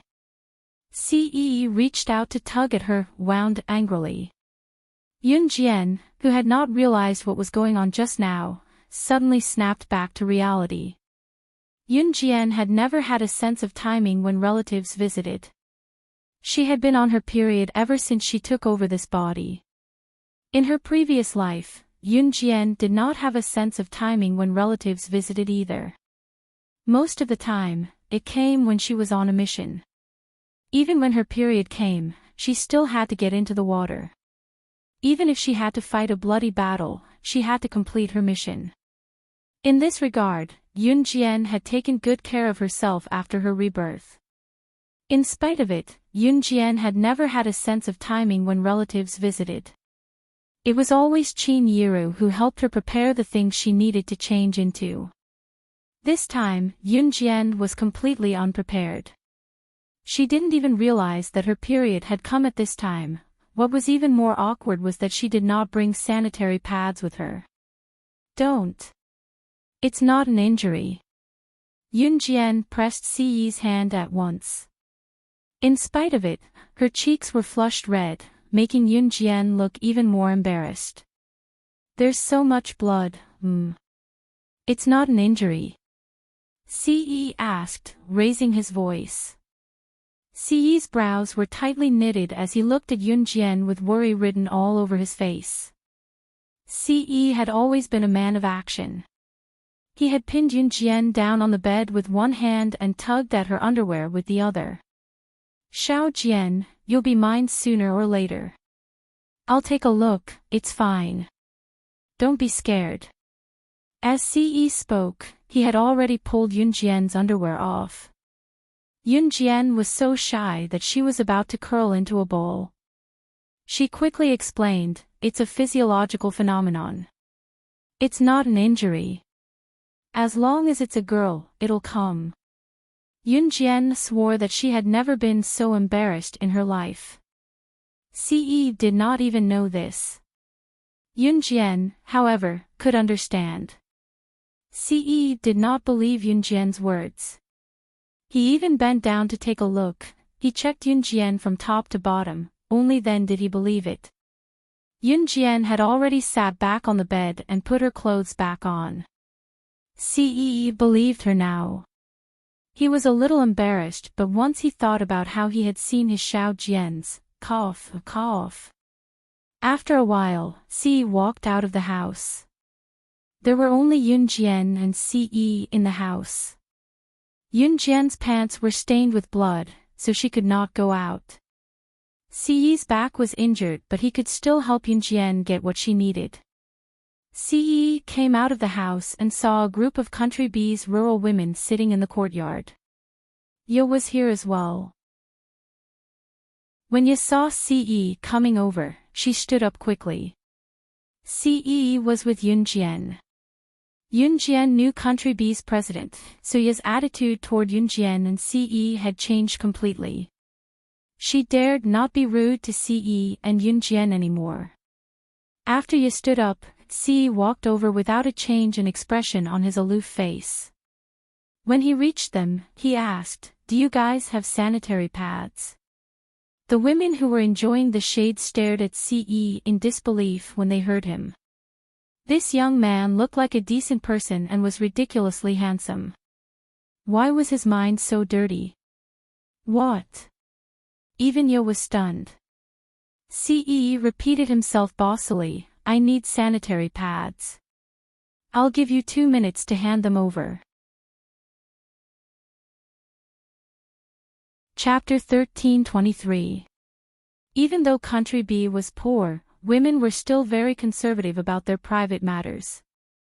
Usually, they wouldn't mention it in front of men. Even if they mentioned it in front of women, they would only talk about it in private. In spite of it, which man was like Siyi? Putting aside the fact that he was a man, how could he ask such a simple question in front of everyone? There was a group of men in the distance who were enjoying the shade. Where did this young man come from? A woman blushed when she heard Siyi's words. She was a little embarrassed. Ye quickly stood up. She didn't dare to provoke Yun Jian now. Hence, she turned to Siyi and said, I have it. Go back first, I'll bring it to you later." Ye just wanted Siyi to hurry back to the house. When Siyi heard that Ye would bring it to him, he walked towards Yun Jian's house without looking back. After Siyi's tall figure disappeared in front of everyone, Ye heaved a sigh of relief. Then, Ye said to the group of women standing behind her, "That was just a misunderstanding. Ha, don't take it seriously." Now that Yun Jian and Siyi were living in her house, Ye felt that she had lost all face. However, Ye didn't dare to resist. I'll go take a look. You guys chat. Ye turned around and slipped away in front of everyone's eyes. In the house, Yun Jian was sitting on the bed with her hands on the bed. When she saw Siyi enter the house, she turned around and pursed her lips. Her face was still red. "Did you borrow it? She will bring it over." Siyi walked towards Yun Jian. He reached out and stroked Yun Jian's hair. His eyes were filled with affection. Because Country Bee was poor, the women here made their own sanitary pads. Some even recycled them.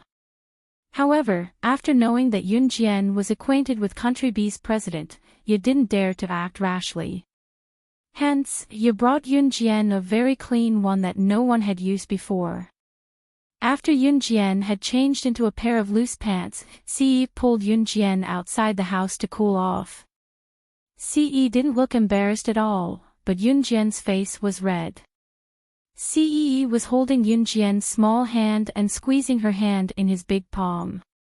At this moment, they were sitting on one of the few wooden benches in the courtyard, as leisurely as an old lady and an old man in the countryside.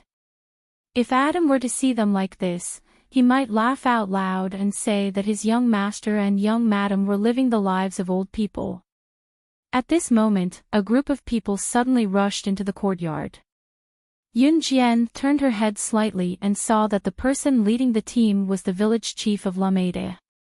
The village chief, Lambada, was leading a group of villagers towards Yun Jian and Ce with hoes in their hands. She said that she knows our president, but that's a lie. I've already sent people to ask, how could our president meet such a small figure? Damn it, she dared to treat us like this yesterday. Today, we'll kill her. Whoever knocks her down will get this woman. Today, Lambada had brought a group of villagers over. At this moment, he was glaring fiercely at Yun Jian, as if he wanted to get back at Yun Jian for yesterday's anger. Hearing this, Ce's face instantly darkened. At this moment, a huge helicopter flew from afar to a nearby lawn. The sound of the helicopter's wings was deafening. When it was about to land on the ground, the helicopter's door opened. A handsome man with a scary scar on his neck poked his head out. He was carrying a short and fat middle-aged man, and he threw him out of the helicopter.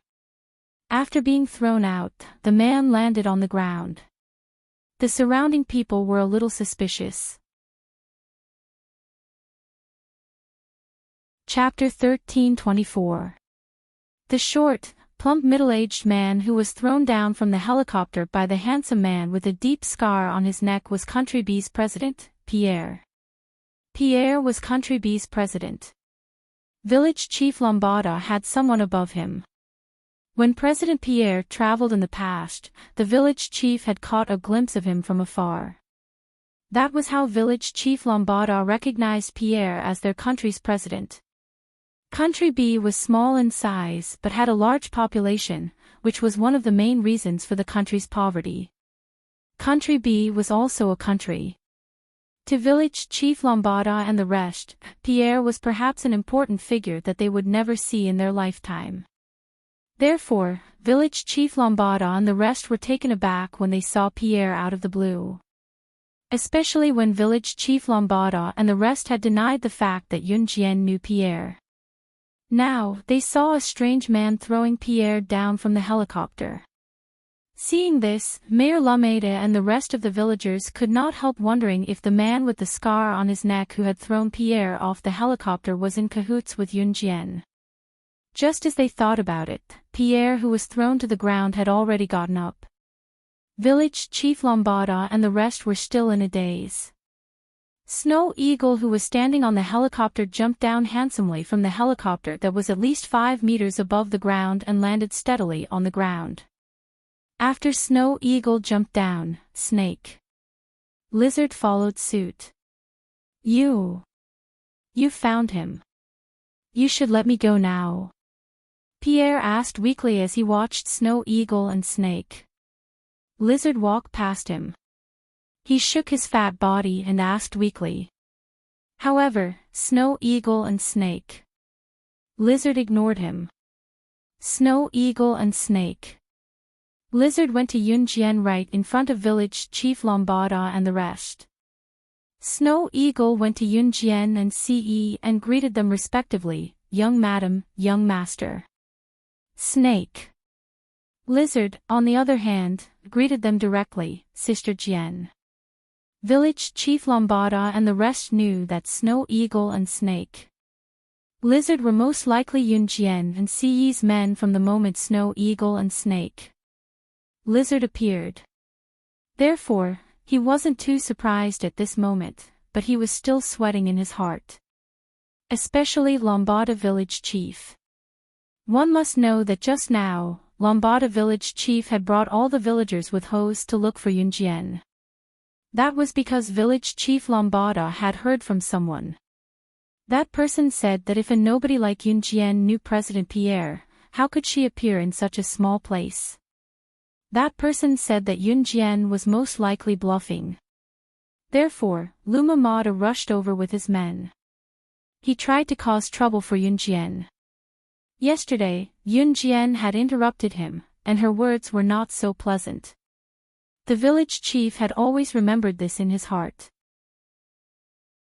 However, the moment he saw Pierre, he felt as if he had accidentally offended someone he shouldn't have. Therefore, Lambada swallowed hard and didn't dare to say anything else. Seeing the two people who had forcibly kidnapped him call out to Yunjian and Ce respectfully, Pierre wasn't stupid. He immediately reacted. Yunjian and Ce were most likely their bosses. Pierre stuck out his belly. After all, he was the president of Country B, so naturally, he couldn't show any fear. Therefore, Pierre ordered Yunjian and Ce, "You. Who are you? Why did you kidnap me? I order you to quickly release me. Otherwise, this is my country. When my soldiers chase you here, they will definitely." Before Pierre could finish, Yunjian, who stood opposite him, snorted and said, "You're not the only one. Pierre, looks like you still haven't learned your lesson from 4 years ago. Do you need me to kill all your ministers before you know your place?" Yunjian had also just debuted not long ago. Her mission was to assassinate Pierre's ministers. At that time, Pierre was so scared that he couldn't eat. Pierre hadn't heard a young girl's tone in a long time that could reach such a level. This young girl's tone. Why was it so similar to the woman in his memory who had killed countless of his ministers, and finally gave away half of the country's gold and silver treasures? Chapter 13:25. As Pierre spoke, he was so scared that he sat down on the ground. Pierre saw Yunjian gently raise her right index finger. She put her right index finger on her lips and made a gesture that made Pierre feel that Yunjian was very strange. Pierre was so scared that he sat down on the ground. It wasn't because he felt that Yunjian's gesture was very strange. It was because of Yunjian. The gesture she made just now was exactly the same as the gesture of the woman he had always been afraid of, who had even disturbed him for several years. Even when he saw her in his dreams, he would be scared awake. This also meant that the girl standing in front of him was indeed. Pierre didn't dare to say the word "kill" again. Because Yunjian made a gesture. At this time, he saw Yunjian gently curve her lips. She looked at Pierre with a smile that hit a dagger. "Shoo, you didn't see anything, so nothing happened today. Otherwise, I don't recommend revisiting the old events of 4 years ago." Yunjian gave people the feeling that they felt their hair stand on end. It was a feeling of horror that came from the bottom of their hearts. Pierre couldn't help but shake his fat body, then swallowed his saliva. He really didn't dare to say anything. Their country B's president actually knew Yunjian. And looking at the situation, why did it seem that he was very afraid of Yunjian? The village chief, and the women and men standing around were all dumbfounded. "Let's go." Yunjian wasn't interested in what happened next. She looked up at Ce's handsome side profile and then said. As they spoke, the two of them walked over to the helicopter. A rope hung down from the helicopter. When the helicopter wasn't on the ground, people would pull this rope and climb up. Yunjian and Ce walked side by side to the helicopter. She suddenly saw a timid girl hiding in the distance and looking at her. It was Lily. Lily was looking at her from afar with a grateful gaze. Seeing Yunjian turn to look at her, Lily waved at Yunjian and said softly, "Sister, goodbye." Yunjian raised her eyebrows. She turned to look at Pierre and then pointed at Lily. Pierre, I like this little girl very much. I've already acknowledged her as my little sister. If I hear any dissatisfaction from her the next time I come to Country B, I believe that with my ability, it won't be a problem to bomb Country B easily. It would be easy for the Kosha mercenaries to bomb Country B. Pierre was so scared that he quickly knelt down and kowtowed to Yunjian. How would I dare? I will definitely treat her as my own daughter. With Pierre's words, Yunjian believed that Lily would definitely be happy. Pierre knew her rules. Yunjian turned to look at Lily, only to see Lily looking at her and winking at her. Seeing this, Yunjian smiled faintly. Then, under everyone's gaze, she reached out and grabbed the rope hanging from the helicopter. In a few moments, she flew onto the helicopter. Ordinary people wouldn't be able to do this move so skillfully without practicing for 3 to 4 years. Therefore, the surrounding people were all dumbfounded. After CE, Shuang, and Snake, Lizard boarded the helicopter. Shuang flipped over to pilot the helicopter. Shuang quickly left with Yunjian and CE. As for the helicopter, there would naturally be someone to deal with it. Of course, this wasn't something that Yunjian and CE could handle. It wasn't until Yunjian and CE were far away that Pierre heaved a sigh of relief. Then, Pierre forced a smile at Lily. Pierre waved at Lily. He was so polite that Lomata and Yu felt a little awkward. Little girl, let me be your father in the future, okay? Do you want to live in the palace with me? I will definitely treat you very, very well. Chapter 1326. There were only 4 people in the helicopter: Shuang, Snake, Lizard, Yunjian, and CE. Qingyu did not come.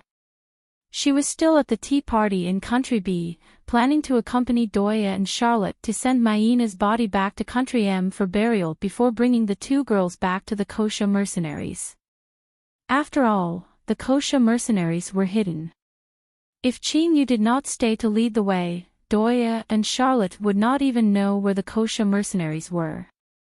Moreover, Doya and Charlotte did not possess astounding hacking skills like Yunjian. If they were to hack and search for the Kosha mercenary specific location, they would need to possess skills as strong as Yunjian's to locate the Kosha mercenaries. However, they did not. They did not even know what a hacker was. Because of what happened before, the time to return to China was delayed. When Yunjian and CE returned to the country, it was already the 3rd of August. After sending Yunjian back to Longmen City, CE returned to Anhun with Shuang. Yunjian was about to start school. CE had planned to go to Min City with Yunjian. Yunjian was about to undergo a month of military training while CE would go straight to Senior 3 when he enrolled, so he did not have to go through military training. He wanted to see Yunjian all the time. In spite of it, CE had to return to Anhun personally to investigate who was the one who wanted him and Xiao Jian dead this time. Was it the mysterious person from Yulong mainland? Or was it someone else? This was a matter of life and death. He could not afford to be careless. Moreover, he was certain that there was a traitor in Anhun. Before he found Anhun's traitor, CE would not give up. Hence, CE could not say when he would return. Before they left, CE hugged Yunjian and told her, Xiao Jian, I'll definitely bring our overseas marriage certificate back the next time I come back. At that time, it would be reasonable for him to want to do something to her. Of course, when he was looking for the traitor of Anhun, he could also sneak into the military training area to look for Yunjian. If Adam was standing here right now, he would probably clap his hands and shout that if his young master could resist sneaking off to Yunjian's military training grounds to look for her for a month, he would eat shit in front of Shuang and the other 2. If Adam was here and CE heard his inner monologue, CE would probably slap sh*T on Adam's head. After CE left, Yunjian prepared to officially report to the Min City Military Academy. Xiao Jian, you have to take good care of your body when you go to school. You have to adjust your nutrition. Vegetarian and meat dishes have to be balanced. Don't be picky and eat everything. Girls your age, don't learn from others and try to lose weight. Let me tell you, Xiao Jian isn't fat. Don't lose weight like other girls. You have to eat your fill. Look at how skinny you are. Since Yunjian was going to school, Qin Yiru pulled Yunjian to sit on the sofa. Qin Yiru arranged a suitcase of clothes, placing them neatly into the suitcase and nagging at Yunjian. Yunjian finally lost the ability to listen to Qin Yiru's nagging. Although she had already taken Qin Yiru as her beloved mother now, she had no choice but to accept her as her beloved mother. I know, Mom, Yunjian rubbed her forehead and interrupted Qin Yiru. Okay, I won't say more then. We have to get ready to leave now. Oh right, Xiao Jian, did you bring enough change? Do you want me to get you some? You're taking the bus to Min City today and you'll have to take the bus back. I'll get you some change. Wait for me, I'll get it for you. Chapter 13:27. Qin Yiru was very naggy now, but she was not to be blamed. Anyone who saw their children about to leave them and enter high school, which also meant that their daughter was about to leave them and go to another city, would become like this. To Qin Yiru, no matter how extraordinary Yunjian's performance was previously, she was just her daughter in Qin Yiru's heart. She was just an ordinary girl. Yunjian did not want to listen to Qin Yiru's nagging, but she felt warmth in her heart. Being able to enjoy a mother's love was a luxury to her in her previous life. It was because she no longer had a mother. Yunjian felt that her rebirth was not in vain now that she was reborn and had a wonderful mother like Qin Yiru. She was even glad that she could be reborn because of the sandalwood box. Coming. I've brought the change. Qin Yiru was afraid that Yunjian would not wait for her and leave first, so she hurried down the stairs and stuffed a handful of change into Yunjian's hand. Xiao Jian, take this. You have to come home often when you're free in the military academy.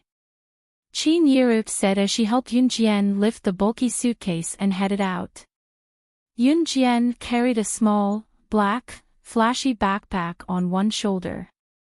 There were no books in it, only a black pen, a butterfly knife, a bunch of razor blades, and 2 daggers. This butterfly knife was not the one made from the god-slaying blade. Yunjian had hidden the butterfly saber made from deicide blade with her. Unless she took it out herself, no one would be able to retrieve it from her. Moreover, Yunjian usually carried 2 butterfly knives with her now. One was made from Godslayer blade while the other was just a regular open-edged butterfly knife bought from a vendor. Yunjian hid the butterfly knife made from Godslayer blade on her at all times and would not dirty it when she did not need it. As for the other regular butterfly knife, Yunjian would throw it away and change it at any time if she dirted it. Carrying the small backpack on one shoulder, no one would have imagined that Yunjian was such a sweet-looking girl with a hint of beauty and a delicate face that would mesmerize any man who saw her. What was hidden in the backpack were not books but a bunch of knives of all kinds. Seeing Qin Yiru snatching her bulky suitcase, Yunjian quickly went over to take it back and told Qin Yiru, "Mom, I'll take it myself." As she spoke, Yunjian did not let Qin Yiru take the suitcase from her. "Hey, child, Mom isn't old yet." Qin Yiru called out in relief. Qin Yiru sent Yunjian to the bus station personally and watched the bus leave slowly. After an hour or 2 of journey, Yunjian finally arrived at Min City from Longmen City. Yunjian pulled her suitcase to the entrance of Min City's military academy after getting off the bus. This was not her first time coming to Min City's military academy. However, due to Yunjian's antics last time, her Year 1 and Year 2 classmates had already been promoted to Year 2 and Year 3. Year 3 students had already graduated.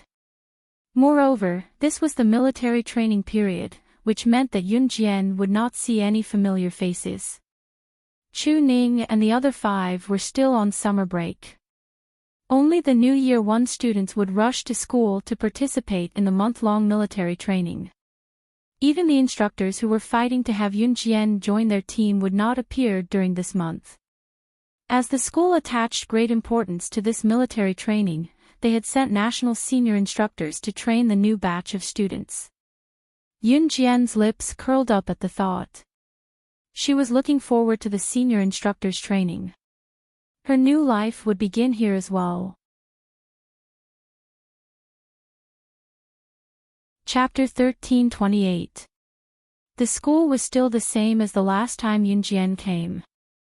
The ground was very clean, but because a month of summer vacation had passed, there were a lot of fallen leaves on the ground. This also fully proved that the school was very environmentally friendly and green. There were fallen leaves, which meant that there were trees. A school with trees, the students who lived here breathed in the freshest air. Yunjian stepped on the hot summer day, not afraid of being exposed to the sun. She strolled from the school gate to the school's report board. Generally, when new students entered the school, they would look for their name on the report board and see which class they were in. Yunjian quickly found her name on the report board. At the top of her name was a big word, Grade 1 Class 2. Yunjian narrowed her eyes. She gently slung her black shoulder bag over her shoulder. When she turned to leave, a girl suddenly rushed up from behind. The girl rushed up, and because Yunjian turned around, she lost her balance. However, the girl still forcibly bumped into Yunjian with the mentality that as long as she didn't get hurt, it didn't matter what others did.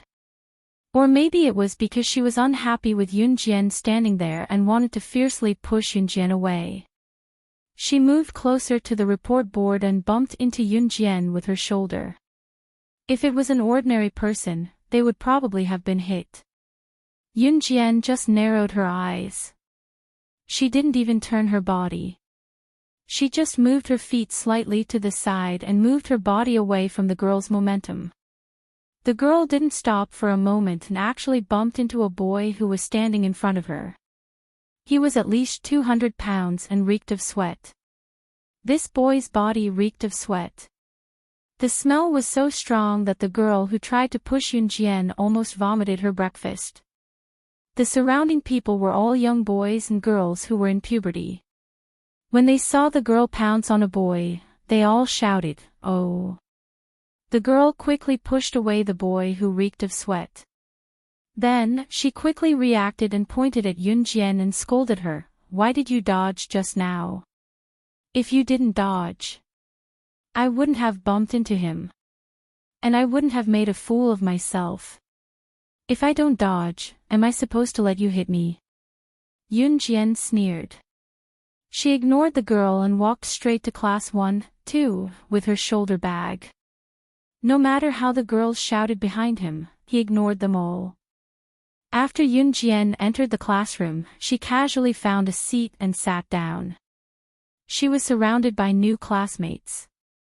Yunjian did not know them, and they did not know Yunjian either. Even the teachers and students sitting on the podium did not recognize any of them. After Yunjian placed her shoulder bag on the seat and sat down, the girl sitting beside Yunjian suddenly expressed her goodwill. "Hello, my name is Lin Wan. What's your name?" Seeing that someone was trying to please her, Yunjian replied indifferently, "Yunjian." She had always been a cold person. The girl named Lin Wan did not take offense. Instead, she smiled at Yunjian and asked, "Yunjian, your name is very nice. Can we be friends?" Since they were unfamiliar with this place, most girls were used to looking for friends first. "N." Yunjian nodded slightly. This Lin Wan was very interesting. As she spoke, she always liked to say things that could make people laugh. Soon, the girls sitting around Yunjian were all amused by Lin Wan and laughed. Even Yunjian could not help but smile. After talking for almost 10 minutes, Yunjian suddenly saw a person walk in through the door. This person was the girl who scolded Yunjian on the report board. Yunjian lowered her eyes. Such a coincidence? Just as she was thinking this, Lin Wan had already pulled Yunjian's hand and said, "Yunjian, can you accompany me to the restroom?" Yunjian agreed. Lin Wan gave her a good first impression. When the two came back from the restroom, Yunjian suddenly saw that her small black backpack had been thrown on the ground. All kinds of knives in the backpack were exposed in front of the surrounding students. The girl who scolded Yunjian on the report board was now stepping on Yunjian's small backpack. Seeing that Yunjian had come back, the girl laughed a few times and mocked. TSK, this student's backpack doesn't even have a single book. Ha, it's full of knives. We're a military school, but what are you trying to show by having knives in your backpack? Are you trying to show that you're special? Or do you want others to think that you're different from us? Chapter 13:29. This girl was very arrogant. At this moment, the homeroom teacher sitting on the podium went out. It was probably because the homeroom teacher went out that the female lead was so arrogant. Moreover, the girl could not forget how she had bumped into a fat, sweaty boy when Yunjian dodged like that when she was in the report column. She was a clean freak. And most importantly, the scene just now was seen by many students. These students all shouted and kicked up a fuss. The girl couldn't tolerate this the most, so when she saw that Yunjian was in the same class as her, she wanted to take revenge. The students in the class didn't know each other, so they were all strangers. So when they saw the girl attacking Yunjian, they were all a little confused. But it was undeniable that the girl opened Yunjian's small bag. When the students saw that Yunjian's small bag was filled with all kinds of knives, they were all instantly stunned. Yunjian saw the girl stepping on her bag. Before she could say anything, Lin Wan, who was standing beside Yunjian, grabbed Yunjian and walked up angrily. Lin Wan looked at the girl angrily. She gritted her teeth and said, "Classmate, what do you mean by this?" Lin Wan was not only a girl who liked to joke, but she was also very righteous. It did not matter what the girl had come to Yunjian for. But at this moment, it was obvious that this girl was looking for trouble with Yunjian. Yunjian lowered her eyes. She simply stood aside and didn't say anything. However, the scene of Lin Wan standing up for her made Yunjian's eyelids twitch slightly. "Who do you think you are? This matter has nothing to do with you. If you know what's good for you, then scram." The girl saw that Yunjian's expression didn't change at all. She was angry, but when she saw Lin Wan standing up for Yunjian, she shouted back. "Classmate, are you crazy? You're scolding people as soon as you open your mouth. Besides, you bullied my friend. How is it none of my business?" Lin Wan sneered at the girl. She walked over and pushed the girl away. Then, she picked up Yunjian's small school bag from the girl's feet. The girl was pushed by Lin Wan. Before she could react, she staggered back 2 steps and steadied herself. Then, she pointed at Lin Wan and shouted, "How dare you treat me like this? Do you know who I am? Let me tell you, my father is." This girl obviously didn't have much ability. After being pushed by Lin Wan, she didn't dare to fight back. Lin Wan's pushing strength was not something an ordinary girl should have. The eyes of the surrounding boys lit up. Even Yunjian raised her eyebrows slightly. "The teacher is here. The teacher is here." At this moment, someone suddenly shouted a few times. Then, a group of people rushed back to their seats. The girl who caused trouble just now was called Lin Shuya. Lin Shuya originally had some ability. However, after facing Lin Wan, she was frightened by the strength of Lin Wan's push. Now that she heard that the teacher was here, Lin Shuya also quickly sat back down. However, before she left, she turned her head and glared fiercely at Yun Jian. It was as if she was saying, "This is not over." After Lin Wan helped Yun Jian pick up the small school bag, she hid all the knives scattered on the ground back into the small school bag. Then, she pulled Yun Jian's hand and went to the toilet. "Yun Jian, I'll help you wash the outside of the school bag. It was quite dirty from being stepped on just now," Lin Wan said very kindly. Yun Jian didn't refuse. Just now, Yun Jian didn't make a move and didn't show her strength. This made the students in the class think that Yun Jian was really just a weak girl.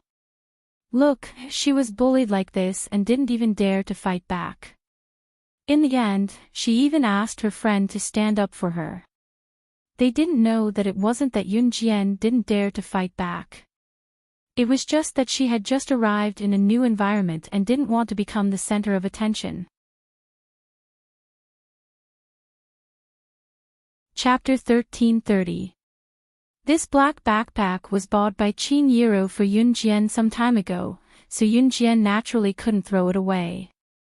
At the entrance of the girls' washroom, Lin Wan was helping Yun Jian clean her backpack very carefully and seriously. "Yun Jian, your backpack is so beautiful, hey." Lin Wan rushed to help Yun Jian clean her backpack. "Thank you." Yun Jian thanked Lin Wan politely when she saw how serious the latter was in helping her clean her bag.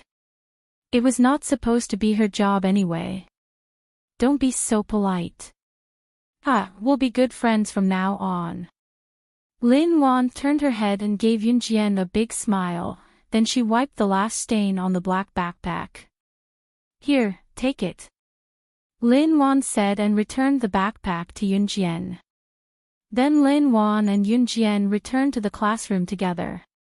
When they returned to the classroom and sat down, the homeroom teacher was already standing on the podium. Seeing that all the students were in place, the homeroom teacher cleared his throat and introduced himself. "Hello everyone, my surname is Chu. I believe you can tell my gender. As for you, you can call me Teacher Chu. You've just entered high school, and I believe that most of you here are coming to military school for the first time. Our high school is different from ordinary schools. Our military school focuses on physical strength and practice. Moreover, there are more boys in the class. I've counted the girls, and there are more girls in our class than other classes. There are a total of 6 girls. Of course, this means that the boys in our class have to be good protectors. Don't let the girls in our class get bullied." Teacher Chu was a male teacher, but his words were quite humorous and witty. Standing on the podium, Mr. Chu walked back and forth, talking as he walked. After a while, all the students in the class laughed heartily. Even Yun Jian narrowed her eyes. Sure enough, military school was the most suitable place for her. Normal schools, be it junior high school, or university, were all focused on learning. Physical education classes were pitifully few in a week. The military academy was the exact opposite. Physical training was the most important. After explaining the basic precautions, Chu Laoshe continued to say, "Let's go to the cafeteria and have lunch. We'll gather in the classroom at 12:30. We'll prepare to leave for military training. Remember to bring your suitcases. The location of our military training is not in the school. As for the dormitory in the school, we will arrange it after the 1-month military training ends." After Mr. Chu arranged everything, he told everyone to disperse. There was only one large canteen in the military academy, but the canteen had all kinds of dishes, and they were quite sumptuous. As soon as Yun Jian and Lin Wan arrived, Lin Wan exclaimed loudly, "Wow!" However, before Lin Wan could pull Yun Jian to line up in front of the canteen window, they were blocked by Lin Shuya and the group of girls she brought. If they were not mistaken, the group of girls behind Lin Shuya were the ones in the class other than Yun Jian and Lin Wan. She actually managed to rope in the other girls in the class so quickly. Lin Shuya pointed a finger at Yun Jian and yelled at her, "What the hell? Let me tell you, your previous behavior has already made me very angry. If you know what's good for you, quickly kneel down and apologize to me. Then I can still forgive you. Otherwise, I won't be polite to you now." Lin Shuya took the lead to stir up trouble, which made the freshmen of the other classes who passed by stop and take a second look. After all, it was not common to take the lead to stir up trouble like this. Today, they encountered a good show as soon as school started, so they had to stop and take a look. Lin Shuya put her hands on her hips and looked at Yun Jian arrogantly. The surrounding students also sized up Yun Jian. However, Yun Jian's pupils contracted fiercely, and she suddenly walked towards a certain part of the canteen. Lin Wan was just about to stand up for Yun Jian when she saw that Yun Jian had already walked towards a certain part of the canteen. Seeing this, Lin Wan hurriedly called out, Hey, Yun Jian, where are you going?" Yun Jian ignored her and walked straight to a certain corner of the canteen. Then, she came to a girl about 16 or 17 years old and reached out to grab a seemingly ordinary white stone that was strung up by a red string around the girl's neck. Yun Jian's eyes darkened, and then she turned to look at the girl. The sharp refraction in her eyes made the girl with the white stone suddenly tremble. Chapter 1331. Yun Jian ignored Lin Shuya. Instead, she walked up to a female classmate from another class that she didn't know at all. She reached out and picked out the white stone hanging around the female classmate's neck, and then asked again. When Lin Shuya saw this, she thought that Yun Jian deliberately wanted to make a fool of herself in front of everyone. She thought that Yun Jian was deliberately ignoring her, or that she wanted to attract attention in the cafeteria. Some girls in puberty especially like to show a different side of themselves from other girls, so they attracted the attention of boys. Lin Shuya immediately thought that this was Yun Jian's purpose, so she stood in place and smiled coldly at Yun Jian in front of all the boys and girls in the cafeteria, deliberately mystifying, "What are you pretending for? Just now in the classroom, I purposely dropped your bag. What's the matter? Now you want to pretend to be very powerful." Lin Shuya's words made the surrounding students pick up their gazes and look at Yun Jian again. However, they saw that Yun Jian was not affected at all. Her deep and beautiful eyes stared at the girl sitting at the cafeteria table eating. The girl was frightened by Yun Jian's stare. She quickly reached out to pull the red string in Yun Jian's hand. The white stone was tied to the red string. The red string was hung around the girl's neck. The girl wanted to pull the red string back, but she pulled it twice, but the red string did not move. Yun Jian had no intention of returning the white stone to the girl. On the contrary, Yun Jian ignored Lin Shuya, who was standing behind her and insulting her loudly. She looked at the white stone fiercely, and then repeated in a loud voice, "Stone, where did you get it?" It was not a question, but an absolute questioning tone. Yun Jian had never shown such an expression in front of outsiders. But after seeing this white stone today, she slightly lost control. The reason was simple. This was just an ordinary stone, but the front of the stone was engraved with a letter that was so blurry that if one didn't look carefully, they wouldn't even be able to see what it was, MY. On the back of the white stone, there were two blurry letters, SS. SS naturally referred to slaying God, who was also Yun Jian herself. As for the word MY, Yun Jian didn't know what it meant in Chinese, but Yun Jian knew that it represented the little girl Yun Jian knew in and Hun when she was young. The little girl who hugged her every night in the cruel assassin organization, comforting her not to be afraid and telling her, "We have to be fine, we will definitely be able to go home." But in the end, the little girl did not return home. Instead, for the sake of Yun Jian, the other girls in the organization worked together to cut off all her limbs and dig out her heart before she died. In the end, her corpse was fed to the wolves. The person who should have died was Yun Jian. Yun Jian didn't know the little girl's name. She only knew that the little girl was My and she was SS. This white stone might be nothing to others. When they were in the assassin organization, Yun Jian and the little girl used a sharp stone to carve the stone stroke by stroke. The little girl said that with it, they would be able to find their way home one day. But in the end, the little girl died and the stone disappeared. But she never forgot the promise she made to the little girl. It was not that Yun Jian had never looked for this white stone, but she couldn't find its whereabouts no matter how hard she searched. She didn't expect to see it here. Chapter 1332. You.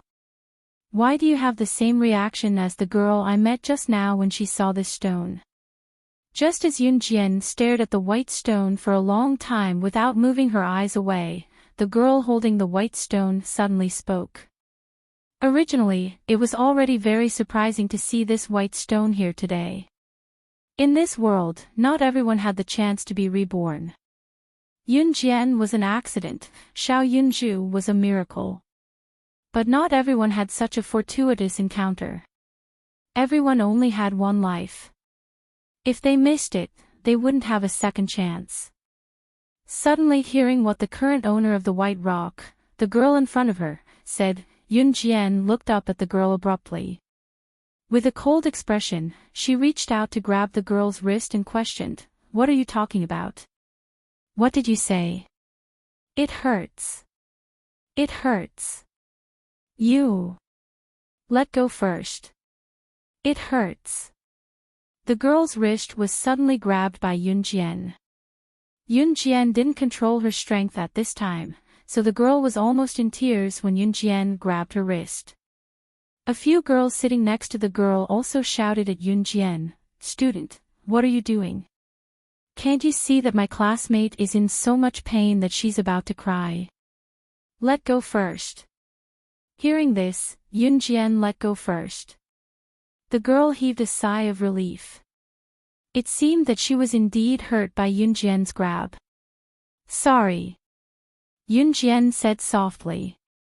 Before the girl could react, she immediately asked, "Where is the girl you said had the same reaction as me?" The girl's unintentional words made Yun Jian's eyelids suddenly twitch. Originally, Yun Jian just wanted to ask the girl where the stone came from.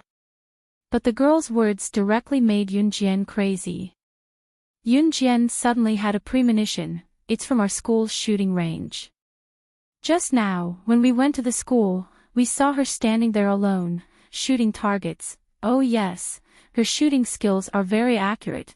Yun Jian couldn't listen to the girl's words anymore.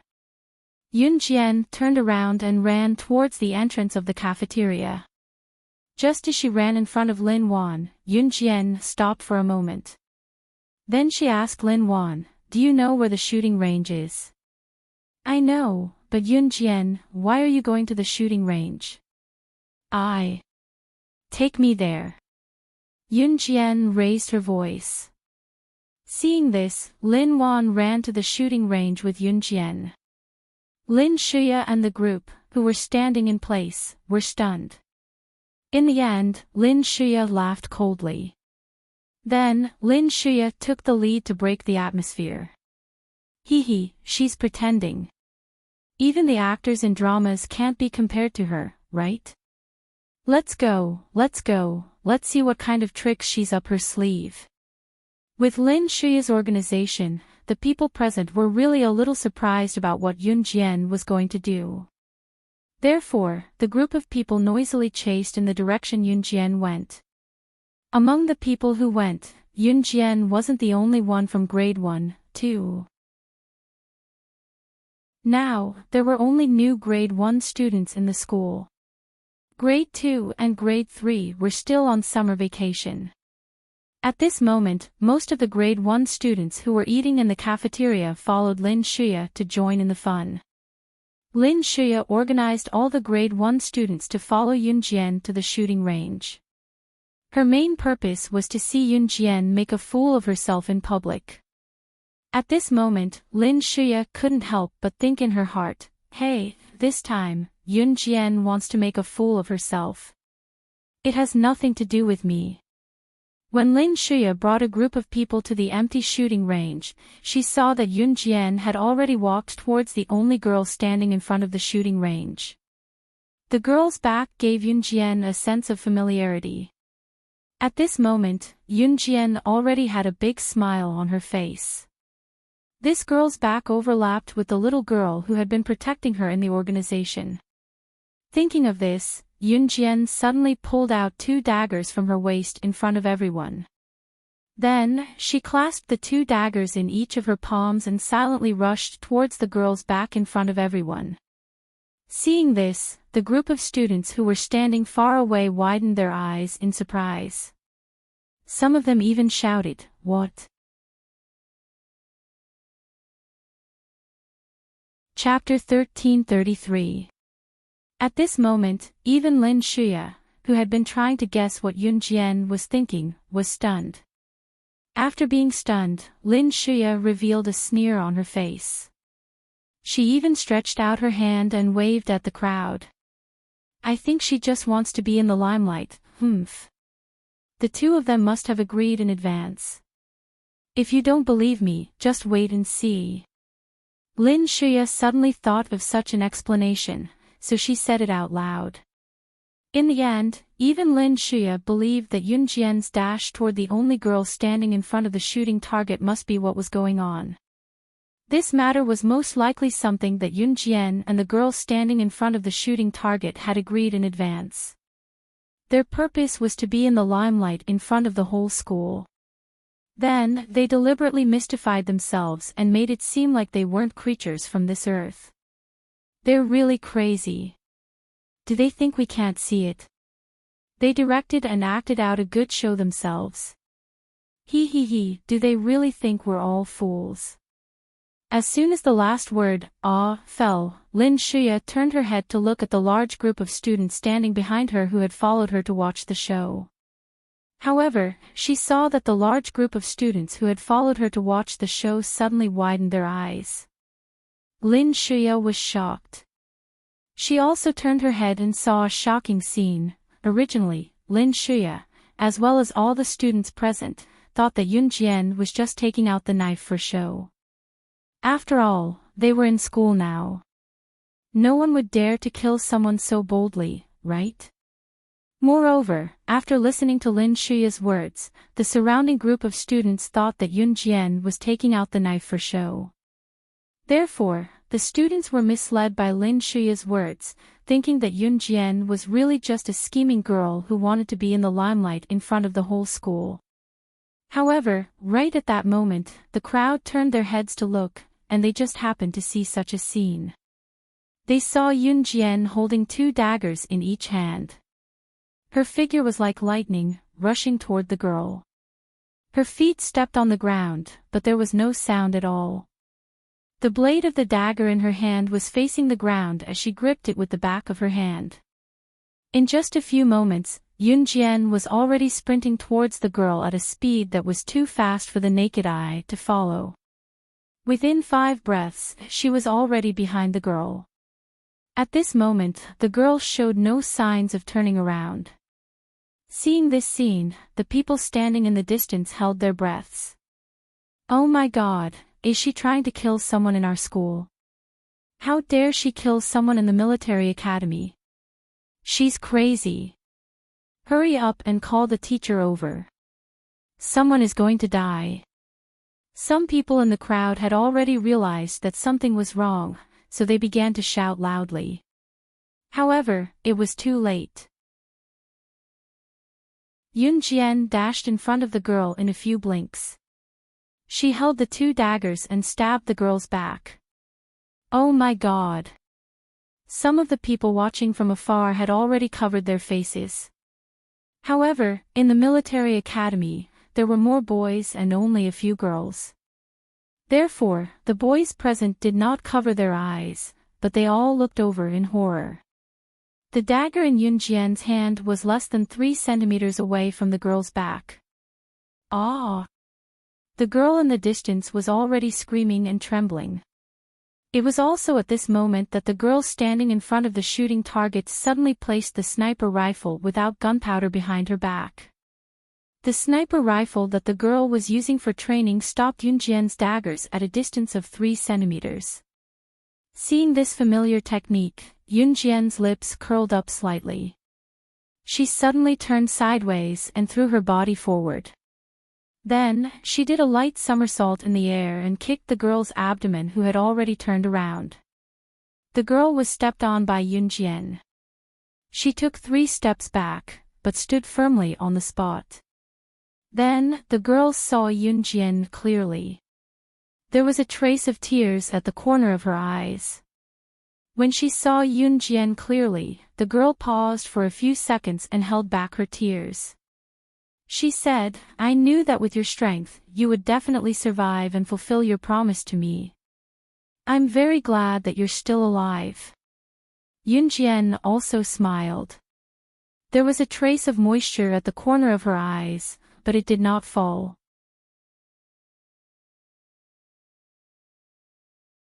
Chapter 1334. What live? What do you mean by fulfilling your promise to me? Aren't the two of them still alive and standing right in front of me? Moreover, how did the two of them get their shocking skills from just now? Lin Wan, Lin Shuya, and all the other students who were standing in the distance were dumbfounded when they saw this scene. What was going on? Lin Shuya didn't know anything else, but Lin Shuya knew that she was indeed stunned when she heard the nonsensical conversation between Yun Jian and that girl. When Lin Shuya recovered from her shock, she was even more disgusted with Yun Jian. Seeing that all the students standing around her were sizing up Yun Jian and that girl, Lin Shuya was very unhappy. So Lin Shuya began to clamor again. "Everyone, don't be fooled by the two of them. They must have agreed beforehand and then deliberately said some strange words and did some strange actions for us to see. Humph. I don't know what they're up to." Lin Shuya's words successfully made the group of girls around her shout like the wind. The girls thought that Yun Jian and that girl were deliberately showing off, which made the group of girls around them extremely envious. So after being provoked by Lin Shuya, Yun Jian and that girl who looked enchanting and slightly charming quickly became the public enemy of all the girls present. However, Yun Jian and the girl standing in the distance didn't care at all. "Let's go to the dormitory building. There's no one there." The girl standing in front of Yun Jian put the sniper rifle back on the long table in the shooting range, and then led Yun Jian to a place. There were too many people here, and some things weren't good to talk about. Yun Jian nodded slightly, and then she turned her head to look at Lin Wan, who was standing not far from her. "You go to the cafeteria first." "Okay." Lin Wan nodded after she reacted. After Yun Jian finished speaking, she didn't even look at Lin Shuya and the others in the distance. She and the girl walked away in front of everyone just like that. "Hey, you." Lin Shuya wanted to take everyone to chase after them, but she was stopped by Lin Wan. "Student, what are you trying to do? My friends have something to say. Do you want to invade their privacy by following them? My grandfather is a lawyer. Do you believe that I will sue you?" Lin Wan stopped Lin Shuya and the others, helping Yun Jian and the girls gain some personal time. Originally, Lin Shuya wanted to chase after them, but when she heard Lin Wan say that her grandfather was a lawyer, Lin Shuya was a little scared. She stood where she was and stomped her feet, but didn't chase after them. In front of the dormitory. Today, they came to school because the military training for the freshmen had begun. The location of the military training was not within the school, so the students did not stay in the dormitory. Therefore, no one walked around the dormitory building. It was so quiet that even the sound of cicadas could be heard clearly. Yunjian and the girl stood facing each other. I thought I'd never see you again," the girl broke the silence and said. "Me too." Yunjian's voice was slightly hoarse, but from her expression, there was no change in the slightest. Even though Yunjian's heart was fluctuating, no emotional changes could be seen on her face. "Actually, I didn't die at that time, so I could be considered dead." The girl spoke at this time.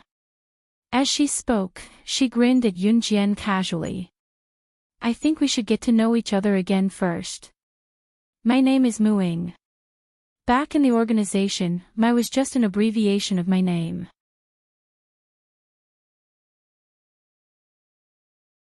Chapter 1335. Muing smiled, then stopped smiling. She looked at Yunjian from head to toe before continuing. "You're very strong.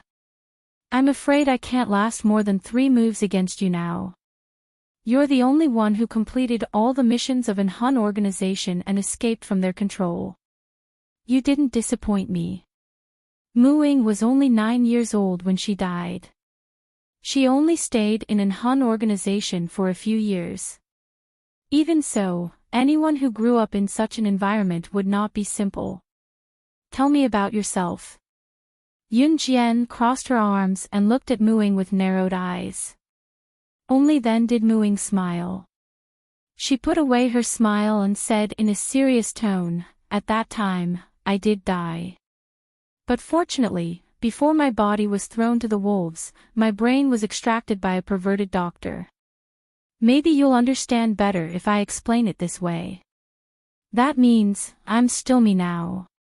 My thoughts are all the same, but this body is not my own. My body has already been eaten by wolves and dogs. This body now belongs to a little girl. Back then, that perverted doctor transplanted my brain into the body of that little girl who had already died, and only then was I revived. He saved me so that I could pretend to be a little girl and accompany the little girl's family. Don't you think I'm lucky? That crazy doctor is the only scientist in the world who can transfer a person's consciousness to another person's body. I'm also his first successful experiment. But unfortunately, he passed away 2 years after I took over this body. Now that I have a new family as a little girl, I'm very satisfied." Muing summarized her life story in a few sentences. Yunjian was shocked when she heard that.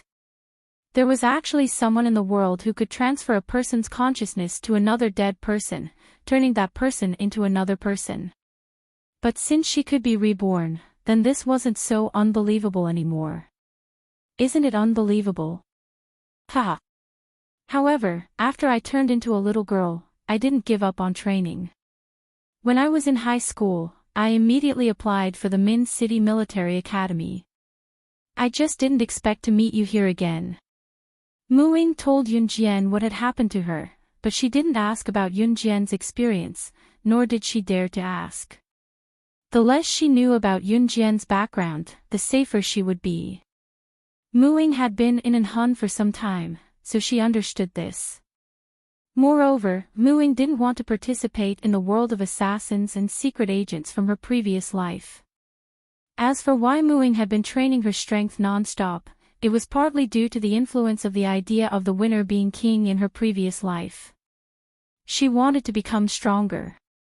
On the other hand, it was because Mu Ying's current family, her grandfather, grandmother, father, mother, and even relatives, were all soldiers. It could be said that Mu Ying's current identity was the little princess of a military family. Growing up in such a family, Muing couldn't do it if she didn't have some capability. Yunjian liked people like Muing who didn't ask about her current identity. She smiled faintly at Muing. Then, let's put aside everything from the past and get to know each other again. As she spoke, Yunjian extended her hand again and placed it in front of Muing, reintroducing herself. I'm Yunjian from Zhe Province's Longmen City. I'm 16 this year, a freshman. Muing was touched by Yunjian's words. Life was unpredictable. Back then, they were prepared to die in Anhun. Being able to leave Anhun was already a luxury for them back then. Muing held Yunjian's hand with tears glistening in her eyes and introduced herself again. I'm Muing from Min City, a freshman from class 9. Nice to meet you.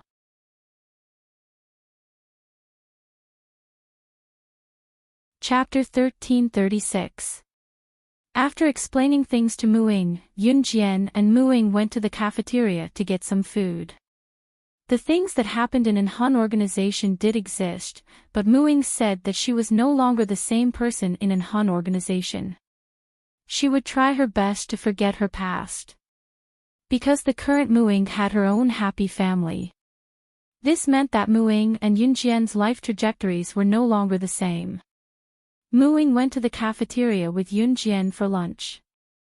Middle school and high school meals were different. Middle school meals were fixed meals, while high school meals were free to order by swiping cards.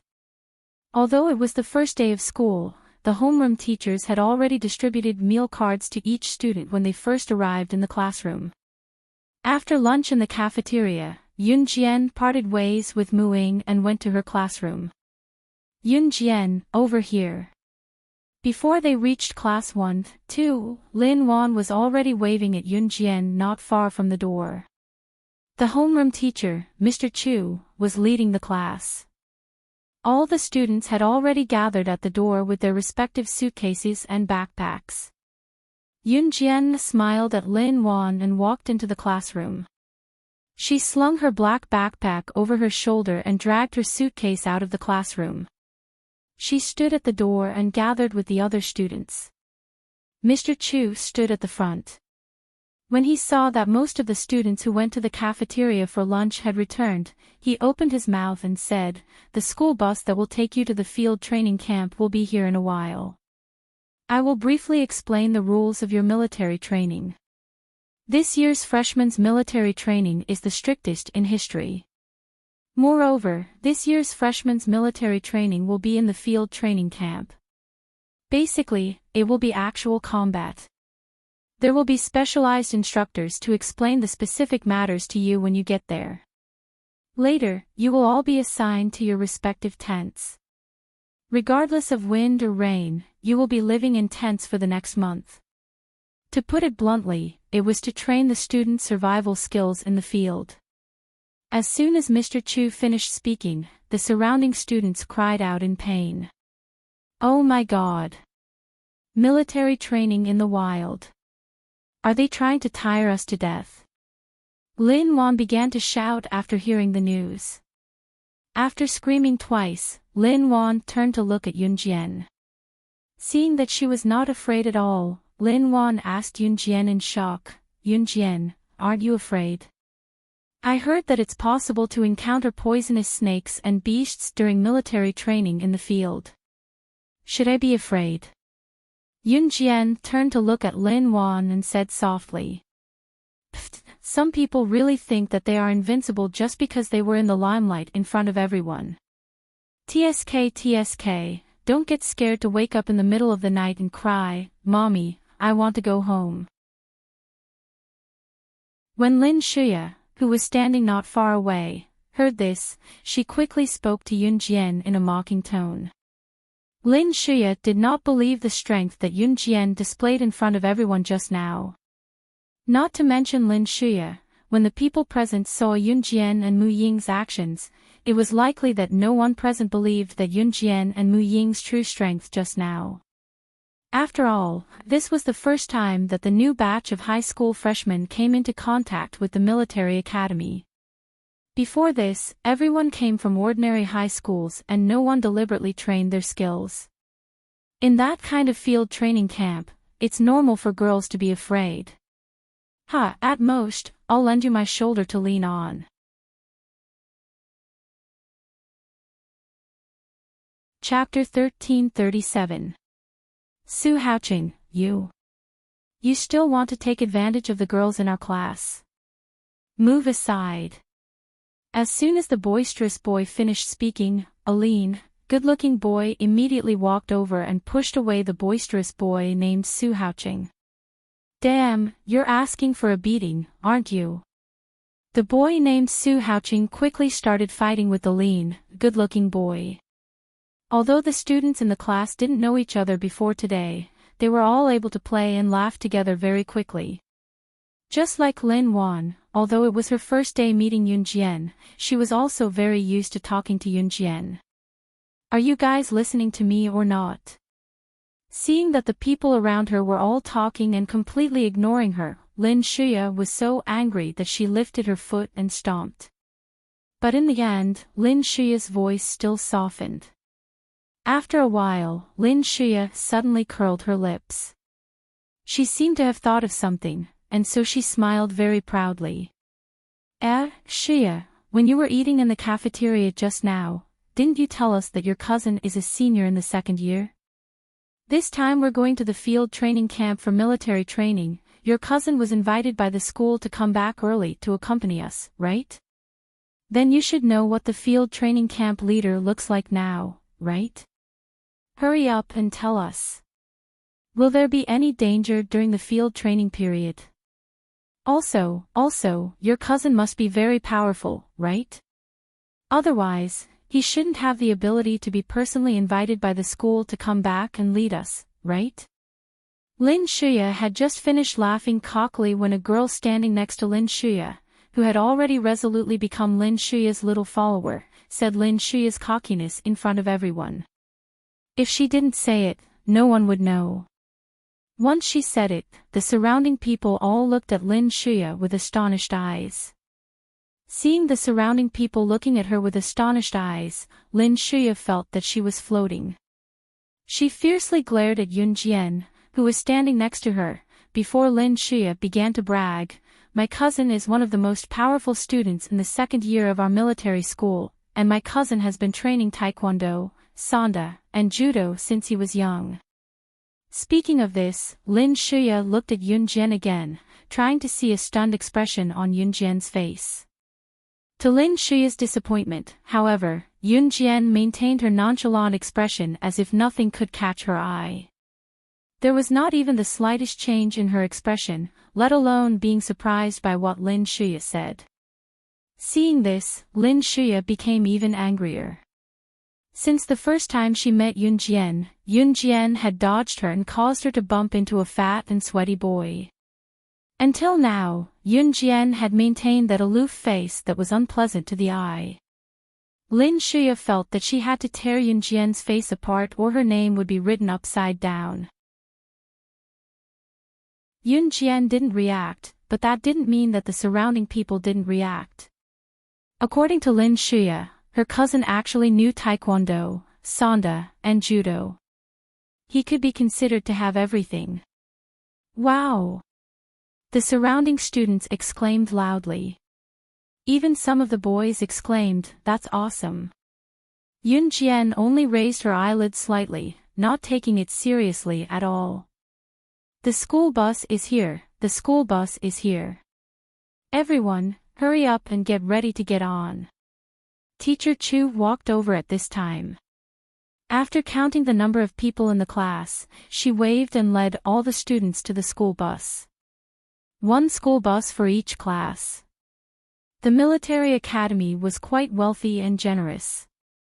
By the time the students arrived at the field training camp, it was already 3 in the afternoon.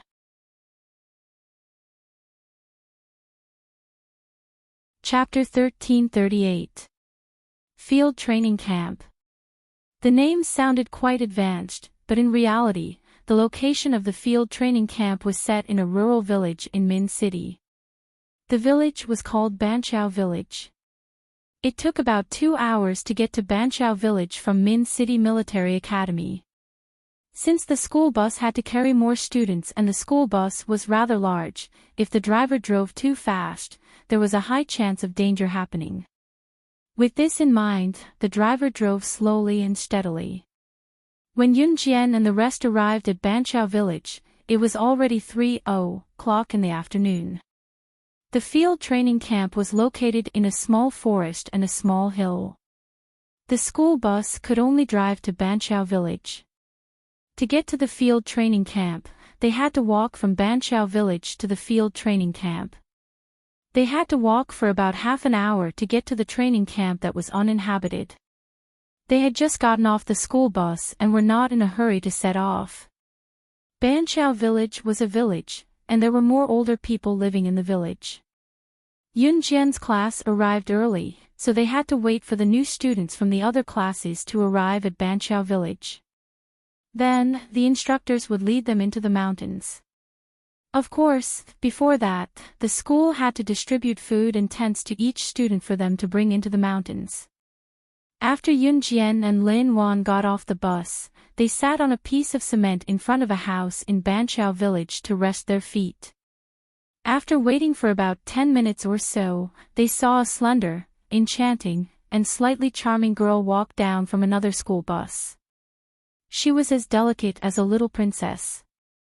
It was Muing. When Muing saw Yun Jian, she walked over to Yun Jian. When she saw Yun Jian and Lin Wan sitting on the cement, she walked over and sat down as well. "We'll be entering the mountains soon." Muing pressed her hands on the cement and turned to look at Yun Jian with a smile. "I miss it," Yun Jian smiled. When they were in an Han group, there was a period of time when the group threw everyone into the Amazon forest and did not give them anything. For 6 months, they were left to fend for themselves in the Amazon forest. When it came to food, they had to do it themselves. If they encountered a venomous snake or a ferocious beast and didn't have any tools, they had to fight it with their bare hands. That was the worst time Yun Jian had ever been in an hun. At the same time, those 6 months were also the best time for her to improve her strength. The Amazon forest was a dangerous forest where every species in the world lived. An average person would not survive more than 3 days in there. To be able to fight his way out of that place and survive for 6 months. Today's military training was nothing to Yun Jian. But even so, Yun Jian would treat it with 100% enthusiasm. Ing. Just as Yun Jian and Muing were chatting in low voices, lowering the atmosphere slightly, Lin Wan was about to remedy the situation when a male voice sounded. Yun Jian raised her head slightly and saw a boy in a military uniform walking towards them. The boy looked to be around 18 or 19 years old. He was walking towards Muing. Muing raised her head and looked at the boy. She lowered her head and asked calmly, "Why are you here?" "The school invited me to come back early to lead you guys. You guys don't have any foundation in the first year of high school. It's easy for you guys to get into trouble by coming to the field training camp," the boy explained. He laughed dryly. Seeing Mu Ying's attitude towards him, his smile was bitter. Seeing Yun Jian and Lin Wan sitting beside Muing, the boy paused for a moment. He then introduced himself to Yun Jian and Lin Wan. "Hello, I'm Leng Hanja. I'm in my 3rd year of high school. I should be your senior."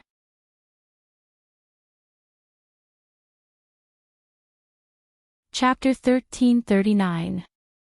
Leng Hanja and Muing knew each other, and Leng Hanja was the son of Mu Ying's parents. Ever since he was young, Leng Hanja liked Muing and had always been by Mu Ying's side, protecting her. About 8 or 9 years ago, Muing accidentally got into a car accident and was declared dead. However, in the morning hall, Leng Hanja remembered that a crazy and perverted doctor suddenly said that Muing wasn't dead. Then, the funeral ceremony didn't take place that day. A few days later, Muing was indeed resurrected. However, ever since that day, Mu Ying's eyes were only cold. Even the way she looked at him was cold, without any warmth. Until today, Leng Hanja still secretly liked Muing. Even when he called out to her, her reply was as cold as a stranger's. Returning to reality, Lang Hanja had just pointed at the seniors who had come with him, when a delicate figure suddenly rushed over from the side. Lin Shuya flew over to a boy standing beside Lang Hanja who looked thin but was actually very strong. Lin Shuya grabbed the boy's hand in front of everyone and shouted happily, "Cousin, you're finally here." Hee hee. When she shouted this, Lin Shuya's voice was very loud, as if she couldn't wait for everyone in the world to know that this boy was her cousin. The surrounding students were quickly attracted by Lin Shuya's shout. Especially when Lin Shuya showed off her cousin before. Her cousin was an expert in taekwondo, sanda, and judo. When the surrounding students heard the shout, they naturally turned their heads to take a look. Seeing this, Lin Shuya turned to look at Yunjian smugly. "Now you have nothing to say, right?" Lin Shuya raised her chin proudly. "Han Ming, is this your cousin?" A boy standing beside Lin Shuya's cousin laughed and glanced at Lin Shuya, then asked Lin Shuya's cousin. Han Ming was Lin Shuya's cousin's name. "Yes." Han Ming patted Lin Shuya's shoulder and laughed loudly. His face was in high spirits, showing the attitude of a winner in life. Yun Jian and Lin Wan stood at the side and were blatantly ignored. Today, Yun Jian was wearing ordinary clothes. In addition, she was sitting on the cement stone. In order not to steal the limelight, she deliberately lowered her head and didn't let others see her face, so naturally, she was ignored.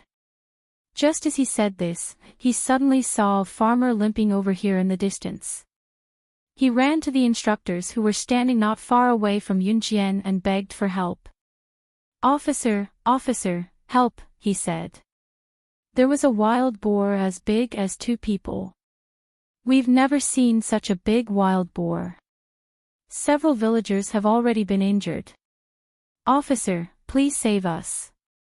The village was a village and a village was a village. When the instructors heard this, they hurried over. One of the instructors frowned and turned to look at Lang Hanja. "Hanja, you and your team leaders come with us. With your current strength, you should be able to help a little." "Yes." Lang Hanja and the others quickly responded. Hearing that there was a wild boar as big as 2 people, the surrounding students were dumbfounded. "Ying, I'll go. I'll be back soon." Lang Hanja turned to look at Muing and said. Just as Lang Hanja and the others were about to turn and follow the instructors, a girl's voice rang out. "I'll go too." Lang Hanja and the other seniors who were leading the team, as well as the surrounding students, were all stunned. They then turned to look at Yun Jian who spoke. "You're a girl, so stay where you are. This is not something you can handle with your strength." Lang Hanja glanced at Yun Jian and said. "That's right, don't be in the limelight. He, someone like you." Lin Shuya seized the opportunity and rushed to scold Yun Jian.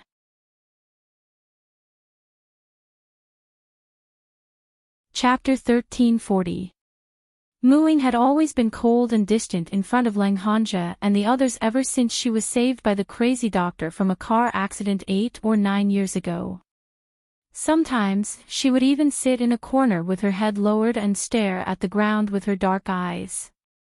No one could guess what she was thinking about. After that, Muing had been acting strangely. She had always been quiet in front of others. She was quite understanding in front of Lang Hanja. Today, when she heard Lang Hanja and Lin Shuya questioning Yun Jian's strength, what Muing said in front of Lang Hanja and the others was the most she had said in the past few years. Therefore, Lang Hanja and the others were stunned. What shocked Lang Hanja and the others even more was what Muing said. "What, Ying, what did you say?" She survived in the Amazon forest for 6 months with her bare hands. Lang Hanja was stunned. Lin Shuya was stunned. All the students around them were stunned. Even the instructor who was accompanying the farmer to the wild boar stopped in his tracks. Everyone looked at Yunjian in shock. Looking at Yunjian's skinny frame, they were stunned. The Amazon forest was the forest with the most species in the world. At the same time, there were all kinds of dangerous creatures in the Amazon forest. Just thinking about it was enough to know how dangerous it was. If a normal person entered the Amazon forest, they might not even survive for 3 days. Not to mention 6 months. These 6 months did not mean that one could stay in the Amazon forest and not encounter any dangerous creatures. Then, one could count the days. For 6 months, one had to eat every day and face all kinds of venomous snakes and beasts. Yunjian survived there for 6 months. How is that possible? How could she survive in the Amazon forest for 6 months? How old is she, and she? Lin Shuya tried to find words to refute Yunjian's prowess, but as she spoke, her words became incoherent. Cousin, say something. Even an expert like you who knows Taekwondo, Sanda, and Judo wouldn't dare to go to such a place, right? She's a woman, how could she? Lin Shuya didn't want Yunjian to be the center of attention. She was anxious to find any words to deny Yunjian's power. She even brought the topic to her cousin, Han Ming. You girls shouldn't talk nonsense. The Amazon forest isn't a place where you can go as you please. At your age, I'm afraid you don't even have passports, right? You can't even leave the country without a passport. I'm afraid you haven't even left the country before, right? So don't talk nonsense. Han Ming also had a strong desire to show off. He didn't want to see someone stronger than him, not to mention that the other party was a girl. After hearing Han Min's words, the people around her seemed to suddenly understand. Was it Muing herself who was bragging about Yunjian? How old were they? He probably doesn't even have a passport now, right? Moreover, they were all ordinary students who had graduated from middle school. How would they have the time to stay in the Amazon forest for 6 months? Most importantly, would a normal person run into the Amazon forest like a crazy person? This was simply an impractical thing. Yunjian ignored these people's words. She walked straight to the farmer. Muing didn't bother to say anything else. She followed Yunjian. Lin Wan was stunned for a moment before she followed with her long legs. You're talking nonsense, aren't you? He, you fantasized that you stayed in the Amazon forest for 6 months. Who doesn't know about this fantasy? Seriously, whoever believes you is an idiot. Seeing this, Lin Shuya thought that Yunjian and Muing were exposed by her and her cousin, so they ran to the side in embarrassment. Just as she thought this, she saw Yunjian walking to the farmer who was standing beside the instructor. Grabbing the farmer's collar, Yunjian pulled him out and told him coldly in front of everyone else, "You're the one who's being bullied by me."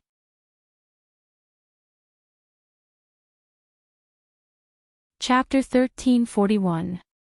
Yunjian was indirectly accusing the farmer of forgetting his companions who were still in danger because of other things. Everyone was stunned.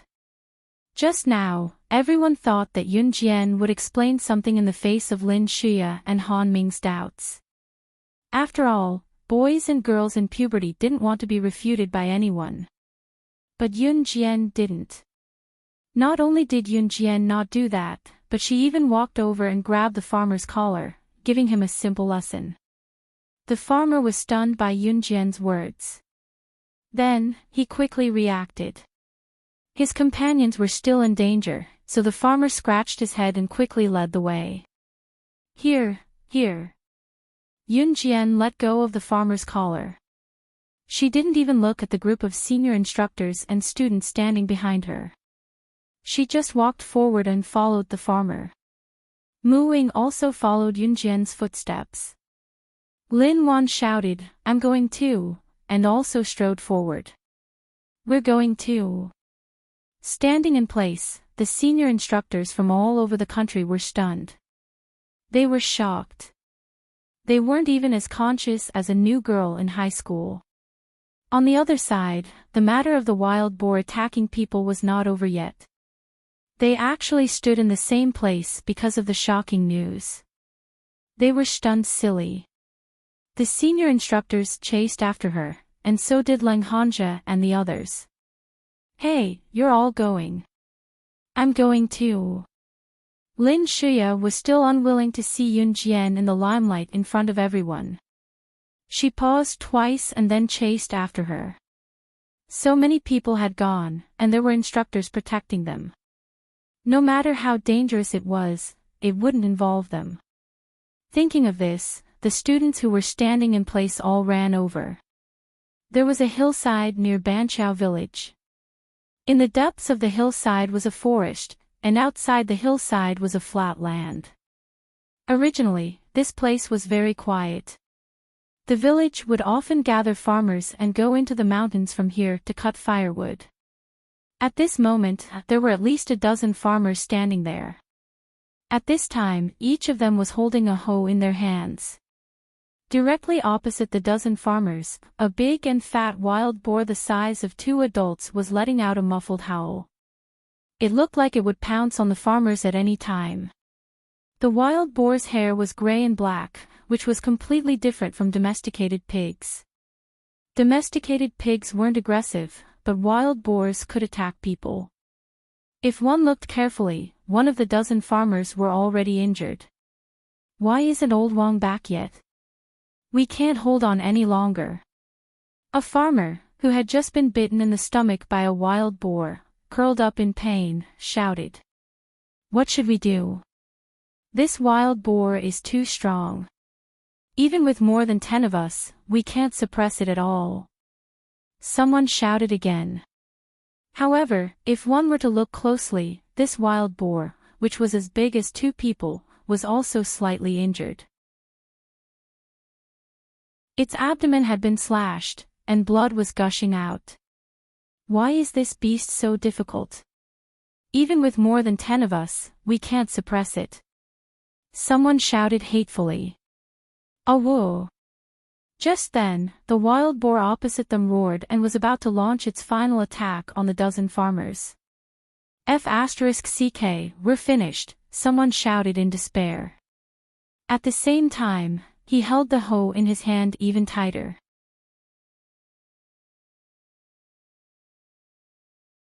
Chapter 1342. This clear and beautiful female voice seemed to have a bit of magic, causing everyone present to be stunned. One by one, they were affected by this voice and all stepped to the side, making way for her. It was also at this moment that a figure as fast as lightning shuttled through the dozen of farmers, heading straight for the wild boar that was the size of 2 adults not far away. Heavens, that's a little girl. She's going to die. There are so many of us, but we're no match for that wild boar. Little girl, come back. Come back. When the farmers saw that the newcomer was just a little girl in her teens, they all shouted in panic. A group of people rushed over from afar. They were the instructors, Lang Hanja, Lin Shuya, and the others. "Crazy, crazy, this little girl is crazy. Save her. Come with me to save her." When the instructors saw the size of the wild boar, one of them took the lead and rushed over. Looking at the faces of these instructors, each and every one of them was extremely gloomy. These instructors were all senior instructors from all over the country. Naturally, they were different from ordinary instructors. Therefore, the instructors quickly reacted and chased after Yun Jian. Who asked her to be so arrogant? I think she should just die in the wild boar's hands. How dare she try to harm our instructors? Shameless. Lin Shuya casually said angrily. Ming, control your cousin. Don't spout nonsense. When Lang Hanja heard Lin Shuya insult Yun Jian in such a tone, he knew that Yun Jian was special to Muing. Lang Hanja and Han Ming were friends. Both of them were members of the Min City Military Academy's student union. Lin Shuya was Han Ming's cousin. Lang Hanja didn't know Lin Shuya, but he was very familiar with Han Ming. Therefore, under such circumstances, Lang Hanja turned to look at Han Ming and said, "Hey, Jia, it's my cousin's mouth. I can't do anything about it." When Han Ming heard this, he helplessly waved his hand at Lang Hanja. Slap! Before Han Ming could finish his words, a sharp slap sounded. This slap was directly aimed at Lin Shuya's face, and she was thrown to the ground in front of everyone. Lang Hanja and Han Ming didn't even have time to react. By the time she reacted, Muing had already warned Lin Shuya coldly and solemnly. "My hands are stained with blood. If I hear you say anything bad about her again, I don't mind making you one of the dead souls under my blade." Muing had killed a lot of people. Although she didn't kill as many people as Yun Jian, she had lived for 9 years in an Han organization. 9 years old meant that Muing had been in an Han for 4 years. To be able to survive in an Han for 4 years, he must have killed a lot of people. In her previous life, Muing was 1.5 years older than Yun Jian. Mu Ying's current body was smaller than before, but it was exactly the same size as Yun Jian's current body. Otherwise, according to Mu Ying's actual age, she should be 18.5 years old now. Mu Ying's strength was very fierce, so Lin Shuya's heart jumped fiercely. However, Lin Shuya was still angry. Lin Shuya was about to stand up and curse Mu Ying, saying, "It's useless for you to lie to me." But she was suddenly shocked by a figure in the distance. Yun Jian pulled out an ordinary butterfly knife from her small bag in front of the instructors, farmers, and the students who came later. She held the butterfly knife in her hand and ran towards the wild boar nimbly. Seeing this, the wild boar also ran towards Yun Jian. The two figures came and went, and the people in the distance couldn't help but hold their breaths. Yun Jian ran past the wild boar, so fast that the people in the distance couldn't even catch a glimpse of Yun Jian's figure. The people didn't even see Yun Jian's movements clearly. She had already flashed past the wild boar and stood behind the wild boar. After that, she gently threw the bloodless butterfly knife back into her small school bag. Everyone was surprised. That wild boar hadn't been killed yet. How did she? Ow! Just as everyone was thinking this, the wild boar suddenly howled, and then fell to the ground in front of everyone's eyes. When everyone came to their senses, they all stared with their eyes wide open. Her knife, her speed, was actually faster than the speed at which the wild boar spat out fresh blood after being stabbed in its vital parts. Wherever the knife passed, there wasn't a single trace of blood on the tip of the knife.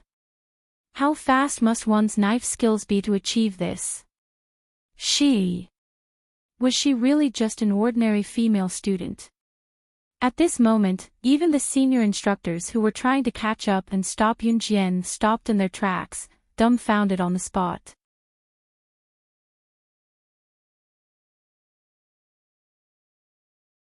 Chapter 1343. The instructors were all senior instructors in the country. They had trained countless students, and they had even brought the students to the field training camp for military training many times. When they had time, military schools like high schools and universities would often organize students to participate in activities such as survival in the wild. The ones who led the students to participate were all senior instructors present. With the addition of the word senior, they were a little different from the usual military training instructors.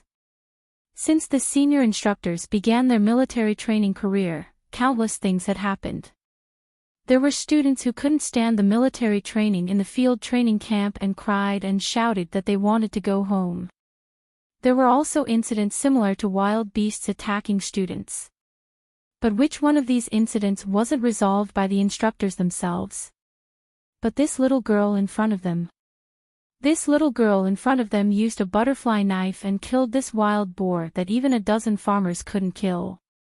Not only that, she killed the wild boar with a single slash. The speed at which she twirled the blade was so fast that even the blood on the wild boar's body didn't splatter on the blade. What kind of speed was this? What kind of person could reach this level? The instructors had never seen such terrifying knife skills in a person, let alone a person who could use such terrifying knife skills. She was just a female student. Wow! Oh my god! Yunjian, you're too cool. Ah! From today onwards, I'll be your #1 fan. Lin Wan clapped and screamed on the spot. On the other side, Yunjian turned her body slightly, her sharp eyes seemingly reflecting a powerful glint. Then she smiled at Lin Wan and Muing. Lang Hanja and Han Ming, who were standing behind the instructors, were extremely shocked. The students who followed them were also stunned, and their mouths were trembling in shock. As for Lin Shuya, she was embarrassed as much as she doubted Yunjian's strength. I thought this wild boar would be strong, but I didn't expect it to be so weak. Yunjian put away the butterfly knife and walked towards Muing with light steps. Others might not know, but how could Muing not know? Yunjian didn't want to be in the limelight. In other words, Yunjian came to the military training today because she wanted to improve her strength. The improvement of one's strength was not something that could be achieved by just talking or practicing in private. That required actual combat, survival in the jungle, and experience. When she heard that there was a wild boar as big as 2 people, Yunjian became restless because she wanted to kill this wild boar and increase her strength in the process. But he didn't expect this wild boar to be so weak. Hearing Yunjian's words, the surrounding farmers all lowered their heads in shame. Did she just say that this wild boar couldn't withstand a single blow? Just now, they were forced to the point where they couldn't fight back by this wild boar, wasn't it? Relying on his little bit of ability to start showing off again. Lin Shuya was not reconciled this time, and began to speak in a low voice again, but this time, Lin Shuya did not dare to speak too loudly. After all, Yunjian had real strength. Mu Ying and Yunjian ignored Lin Shuya. Mu Ying's red lips curled up slightly, and she walked towards Yunjian. Under the surprised gazes of Lang Hanja, Han Ming, and the others, she spoke to Yunjian again. Then after the military training is over, shall we go to the Amazon forest again? As she spoke, Mu Ying was already standing in front of Yunjian. She smiled slightly, and then seemed to have thought of something, and said, "Let's go and see that old man on the way. Without that old man's help, I wouldn't be where I am now." Yunjian and Mu Ying were thrown into the Amazon forest together by an Hun organization, and both of them survived in the Amazon forest for 6 months each. Yunjian relied on her own strength to survive. Mu Ying was almost bitten to death by a poisonous snake, and when she was about to die, she was saved by a strange old man who was stationed in the Amazon forest all year round. Ordinary people did not even dare to spend the night in the Amazon forest, but that old man lived in the Amazon forest for 40 to 50 years. Mu Ying mentioned this to Yunjian before, and although Yunjian had never heard of that old man, she really wanted to meet him. Now that Mu Ying mentioned it again, Yunjian smiled. "Sure, after the military training is over, we'll go back to the Amazon forest for a walk." At this moment, Yunjian and Mu Ying's words were undoubtedly the focus of everyone's attention. Lang Hanja and the others were dumbfounded when they heard Yunjian and Mu Ying make it sound so easy to go to the Amazon forest. Everyone was stunned. After Lang Hanja reacted, he quickly said,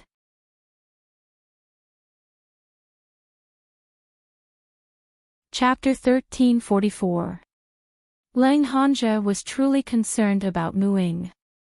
Lang Hanja had fallen in love with Mu Ying since he was 7 or 8 years old when he first saw her. Mu Ying was kind to him when they were young, although she did not show any signs of liking him. Even so, Lang Hanja still liked Mu Ying from the bottom of his heart. However, ever since Mu Ying's car accident, Lang Hanja could not see through Mu Ying. Lang Hanja and Mu Ying's parents were family friends. They grew up together and could be considered childhood sweethearts. However, Lang Hanja had always been secretly protecting Mu Ying and secretly liked Mu Ying. The reason why Lang Hanja did not believe Mu Ying's words about going back to the Amazon forest was because he had been protecting Mu Ying since they were young. To put it bluntly, even if Mu Ying went to the toilet, Lang Hanja would know when she went to the toilet. He just did not say it out loud. As for Mu Ying going to the Amazon forest, he had never seen it. He had never seen Mu Ying go abroad. Moreover, Lang Hanja would never think that Mu Ying was no longer the Mu Ying of the past. Lang Hanja knew that he liked the current Mu Ying. He liked her so much that he was willing to hide his love for her and not let her find out. He was willing to protect her secretly. Mu Ying frowned when she heard Lang Hanja's words. She knew that Lang Hanja liked her. However, she could not let go of anyone and had never let go of anyone. Perhaps it was because of her childhood experience that she could not love someone boldly like a normal girl. At least, she could not love him now. It's none of your business, it's my business. Mu Ying was still smiling at Yun Jian, but when she looked at Lang Hanja, her face instantly turned cold. Seeing this, Lang Hanja clenched his fists. His heart turned cold, but in the next second, he said to Mu Ying seriously, "Ying, you can go if you want, but take me with you." If she wanted to go, he wouldn't object. But if he wanted to go with her, then even if she was in danger, he could protect her. He might not be that powerful, but he would protect her even if he had to give up his life. "It's up to you," Mu Ying said indifferently. Ha ha ha ha. Ha ha ha. Right at this time, Lin Shuya's laughter suddenly sounded. Yun Jian raised her eyebrows. She gently turned her head and saw Lin Shuya holding her abdomen, laughing so hard that she couldn't stand straight. When the people around heard Lin Shuya's laughter, they all looked over. At this time, Lin Shuya had finished laughing. She looked at Yun Jian. The hatred in her eyes could be seen by anyone. However, Lin Shuya looked at Yun Jian. She said to Yun Jian very mockingly, "Still want to go shopping? Did you hear what she said just now? She said she was going to go shopping in the Amazon forest." Ha ha ha. Does she think the Amazon forest is her home? Shopping. I'm dying of laughter. Also, Yun Jian, do you really think you're invincible just because you killed a wild boar? Let's not talk about how many talents there are in the world. There are plenty of talents in Country Z. Do you think you're invincible just because you killed a wild boar? I'm dying of laughter. Ha, do you think you're the leader of an international assassin organization like those movies? Do you think you have countless assassins and secret agents working for you?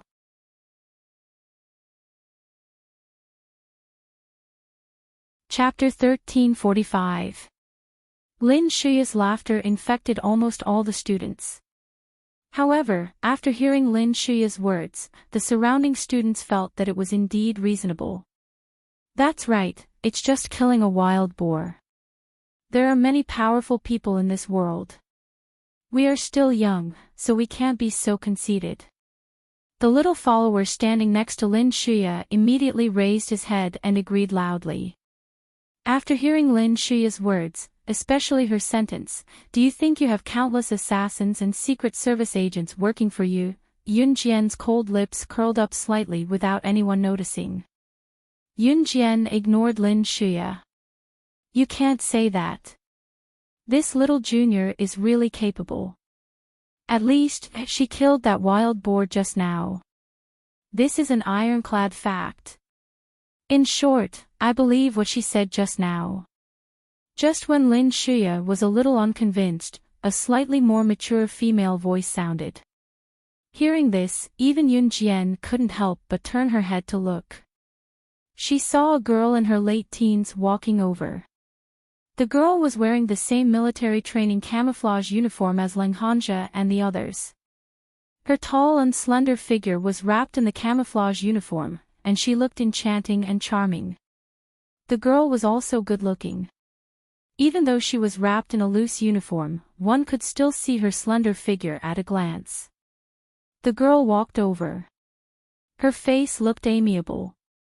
She smiled slightly, giving off the feeling of a gentle big sister.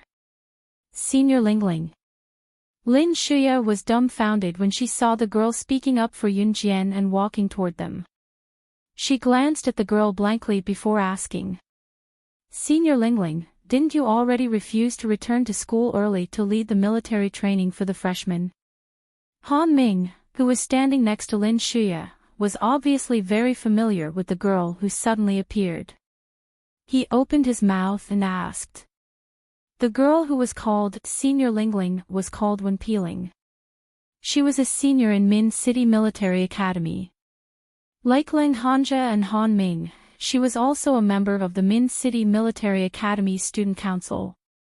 Leng Hanja was the president of the Student Council, and Wen Peeling was the vice president of the Student Council. Although they weren't in the same grade and class, Leng Hanja, Wen Peeling, and Han Ming often met at the student union meetings. As for Lin Shuya had gone to the Min City Military Academy to look for Han Ming before, so she knew Wen Peeling through Han Ming. In addition, Wen Peeling was very kind, giving people the feeling that she was a big sister, so Lin Shuya and Wen Peeling got close. I had something to do at the last minute, so I went back to school early. I was thinking about the school's invitation, so I had to come over to greet the freshmen, Wen Peeling explained to Han Ming. Then Wen Peeling waved at Lin Shuya. Shuya, I haven't seen you for a few months and you've become more and more beautiful.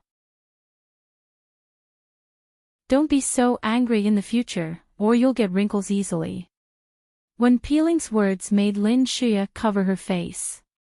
Lin Shuya changed the way she bared her fangs and brandished her claws at Yun Jian and stuck her tongue out at Wen Peeling. Got it, Senior Lingling. It had to be said that Wen Peeling had some skills. She was older, so she got along well with people. After greeting her acquaintances, Wen Peeling turned around to look at Yun Jian, Mu Ying, and Lin Wan. Hello, I'm Wen Peeling, your senior in the 3rd grade. Wen Peeling smiled at Yun Jian and the others. Her smile was very sweet. After smiling, Wen Peeling turned to look at Yun Jian. She smiled at Yun Jian and continued, Junior, what's your name? You were really good just now. Also, I believe what you said just now. As she spoke, Wen Peeling winked at Yun Jian and Mu Ying, you're tuning into the LoveLore Library YouTube channel. We're so grateful for your support and don't forget to subscribe to join us on this incredible journey through captivating stories. Your generosity through donations truly makes a world of difference, as it's the primary source of revenue that allows me to expand and enhance this channel for you. Thank you from the bottom of my heart for being a part of this adventure.